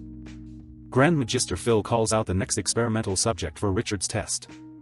It's a female centaur, which definitely wasn't on Stevenson's bingo card. The test starts, and Richard's rune activates with some heavy blue lightning energy. Phil notices Richard used basic animal skin, basically the budget version of what everyone else had. Stevenson is already coping, thinking his dragon skin media makes him untouchable. The subject finishes the laps in no time. The timer stops at 8 minutes and 5 seconds. Stevenson thinks he's got this in the bag since he was a second faster. But the more he looks at Richard's work, the more he starts to sweat. Phil drops a truth bomb. Richard's rune precision is so high it carried the cheat materials. Stevenson tries to argue that his time was faster, so he should still be the GOAT. Phil just asks him if he's actually looked at the state of his subject. While Richard's subject is chilling, Stevenson's centaur is straight up struggling to survive. Stevenson finally sees the gap between them, and the realization hits hard. Phil explains that a buff is useless if it literally breaks the person using it. This is a massive skill issue moment for Stevenson, and he knows it. Phil dismisses the rest of the class but tells Richard to stay behind for his prize. Stevenson is fuming, his perfect noble mask finally slipping as he slaps Minnie. He rants to Minnie about how this was all supposed to secure his family's future. To him, Richard didn't just win a test, he ruined his entire career path. He realizes Richard definitely felt the killing intent he was radiating earlier. Now he's spiraling, wondering why Richard didn't just try to end him then and there. The whole situation is living rent-free in his head, and he's fuming. Stevenson decides it's over for Richard, he's going to strangle him in the cradle before he gets any stronger. We're at Sunset Lane. Erin is moving through the harbor like she's got a massive secret to keep. She ducks into the local market, keeping her head down and avoiding any eyes. The vendor recognizes her immediately. He's not here for small talk, he wants to know if she finally has the deposit.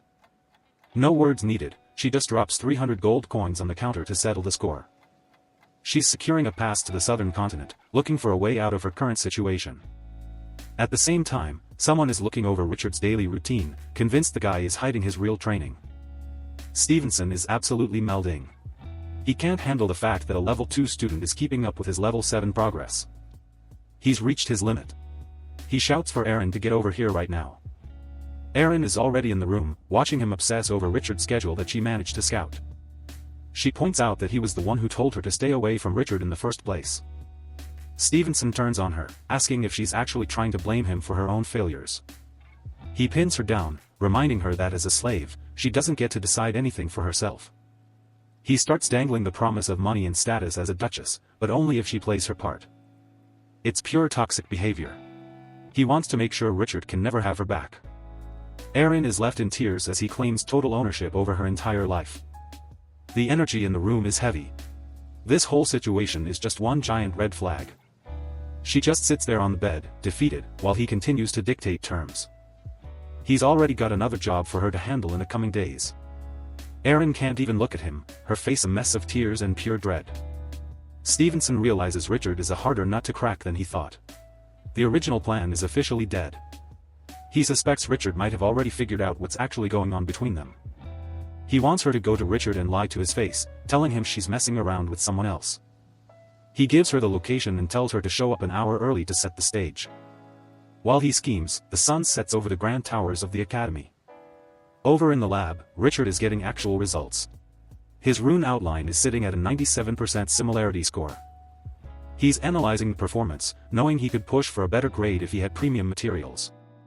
He's feeling the hype because Mentor Phil is finally giving him some serious credit. Grand Magister Phil tells him his performance during the assessment was top tier. Richard plays it cool and thanks him for the approval. But Phil sees through it. He knows Richard was holding back his real strength the whole time.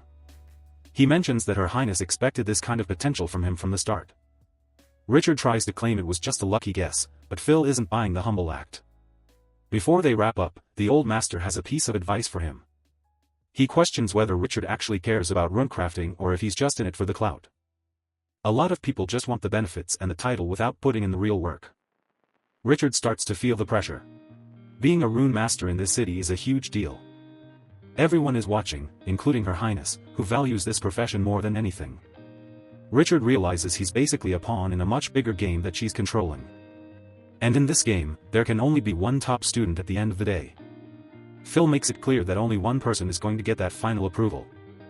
He drops a final warning: Richard might already be an obstacle in someone else's eyes. Richard's mind goes straight to Stevenson. He's always known that guy was sus.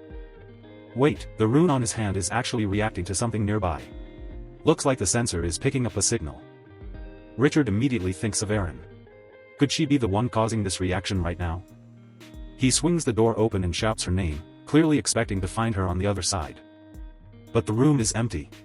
All that's left is a pink note she left behind, pinned right where he could find it. Aaron is posted up at the clock tower, just waiting for the signal to start the show.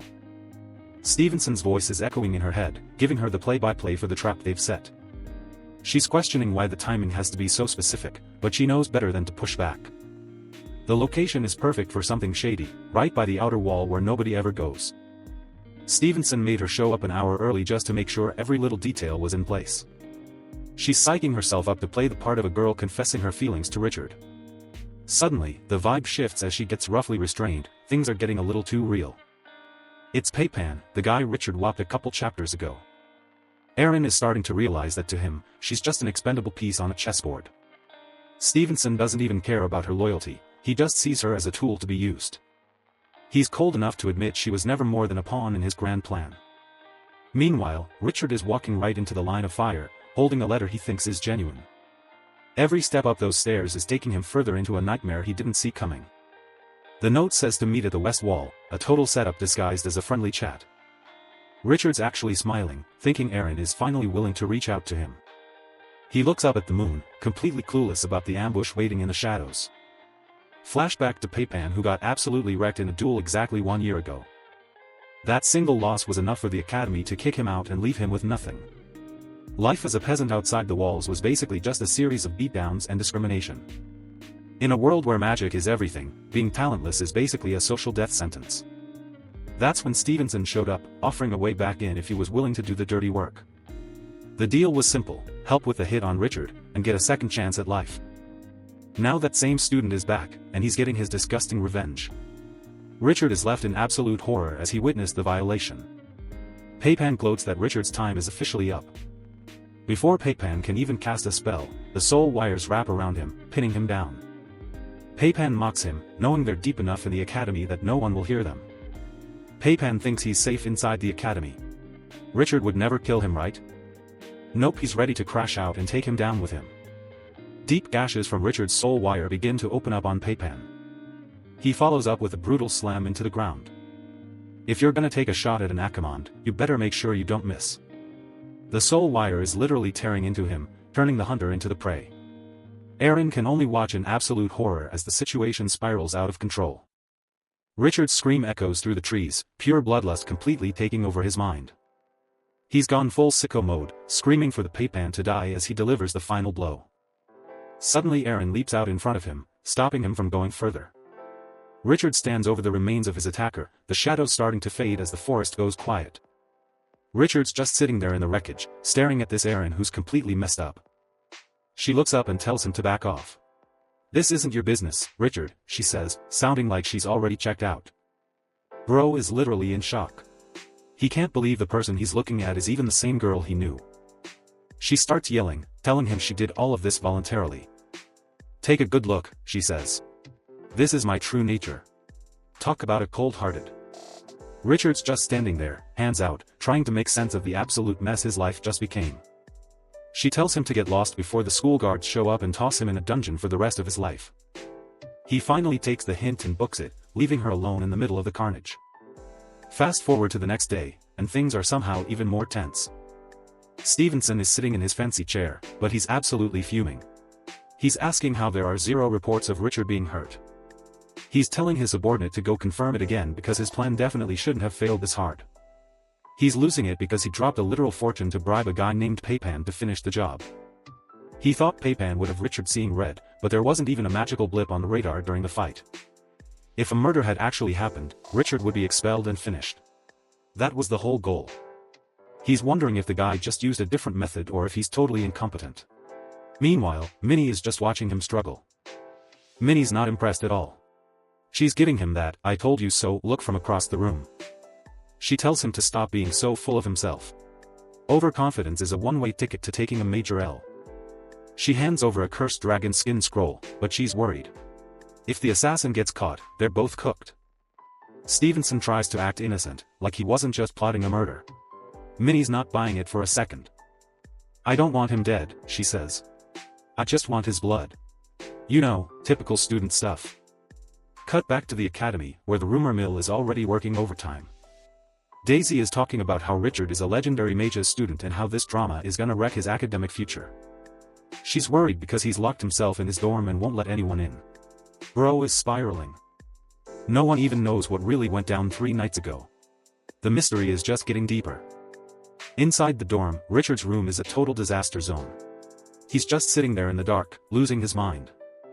He's having major flashbacks to the moment he absolutely deleted someone during the fight. He's looking at his hands, realizing he actually ended someone's life. The trauma is finally setting in. He's shivering on the floor, head in his hands. He's officially going through it. Suddenly, some object flies through the window. His detection rune goes off, it's Aaron's. He finds a pile of clothes left behind. He's 100% sure they belong to her. He looks out and sees a shadowy figure in a cloak. "Aaron," he shouts, not even thinking twice. She takes off into the night, and Richard isn't about to let her just walk away after everything. He's sprinting through the streets, asking where the heck she disappeared to. She's heading straight for the outer city wall. This girl is really trying to bounce. He spots her standing on the edge. "Is that really you, Aaron?" he asks, barely catching his breath. Without saying a word, she just steps off the ledge into the void. Absolute savage move. Richard screams as she vanishes into the dark. Bro just can't catch a break. Richard's out here in the dark calling for Aaron, but the vibes are already sus. Out of nowhere, someone gives him a massive shove from behind. Man's literally falling off a cliff now. He manages to snag a tree branch mid-air, barely saving himself. Below him, the assassin captain is already lunging back into the fight like a total sweat. The captain starts swinging these glowing red slashes, shredding through the branches like paper. Richard is barely hanging on as his cover gets completely deleted. He pulls some level 3 magic out of his pocket mid-fall because the boy is just built different. He's literally hovering in the air now, trying to finish his magic array before he hits the ground. Even the assassins are impressed, they didn't expect a student to be this cracked at magic. The captain goes in for another strike, admitting Richard really is the student of a legendary mage. Richard sets off a level 4 cluster fire explosion, demanding to know who's trying to jump him. He's trying to catch his breath through all the smoke, but he knows he's in deep. He's thinking they have to be related to the attack by Paypan. Suddenly, another assassin drops in from the shadows. She's moving through the woods like a ninja, dodging every single spell he throws. She lands and starts gloating about how their employer already knew his whole moveset. Richard's arm is bleeding out, and she tells him they brought a whole squad to finish the job. A bunch of masked goons pop up with portal magic, and they're officially outside the city's protection. The captain, Blood Parrot, is just chilling while the teleportation magic starts glowing under her. She's got that villain smirk on her face, knowing no one's coming to save him today. Richard is looking absolutely done with this, realizing he's pinned down by the whole squad. Meanwhile, Little Gray is just vibing with the heavy hitters back at the academy. A massive portal opens up on the balcony, and you know someone important is coming through. Sue Helen steps out looking like absolute royalty, and she is definitely not here to play. Teacher Popovich is right there checking the time like a total nerd about their schedule. The old man reports that the general situation is accurate, even if things moved a bit fast. Teacher Popovich looks a bit stressed about how quickly the timeline is shifting. Sue Helen isn't wasting any time, she tells them to get the enforcement group mages on the move. She's got a feeling that some anomaly is about to go down near the academy. Back in the woods, the moon is looking real ominous through the trees, setting the mood for the finale. Blood Parrot is still talking trash, thinking she's already won this fight. She's got the whole crew ready to jump him, but Richard isn't going down without a fight. Richard's in a massive bind. These assassins aren't playing around. He realizes magic is basically useless here. No shot he can cast anything. He hits them with a soul wire spike kill. They're literally stuck. Blood Parrot's interest is officially peaked. The soul wires just keep them in place. Next he hits them with potion. She's low-key losing it because this student has moves like a pro assassin. She goes in for a final strike while he's wide open. Direct hit, our boy is now laid out on a log while the assassins recover. The captain's like, alright, we got the blood, mission over. But then he reveals the truth: someone paid extra to finish him for good. He gives the order to delete Richard from the server. Meanwhile, Stevenson is acting like a villain on a balcony. Minnie is shocked he actually paid for a hit. Stevenson is just vibing, saying it's a waste to leave him alive. Minnie is worried about the feds, but Stevenson has already planned the body disposal. His whole logic is that you never pass up a chance to eliminate a problem. He's doing it all for the family name. Standard villain behavior. He just watches the lights in the forest, waiting for the news. Meanwhile, Richard is floating in a void, completely out of it. A voice calls out to him. It's time to wake up. The moon goes dark. The message is simple: stay alive. Richard's eyes snap open with that main character energy. He's reaching for a power that's definitely not on the school curriculum. He decides to embrace the darkness just to stay in the game. The assassins are busy arguing about the bag while Richard is evolving. The captain senses something is majorly off. Blood Parrot screams a warning as a shadow appears right behind him. Richard teleports behind him and ends his career in one hit. The fear begins creeping upon her. She realizes he's got that aura of shadow. He's not human anymore. The vice captain tries to step up, but he's about to catch an L. Richard starts moving like a literal glitch, too fast to track. The guy is completely tweaking. He didn't sign up for this. Suddenly, Richard is right in his face. A total slaughter begins as shadow claws start flying. Blood Parrot screams to grab the blood vial and dip immediately. She looks back one last time, completely traumatized. They pushed Richard to the edge, now they get see what happens when he's backed into a corner.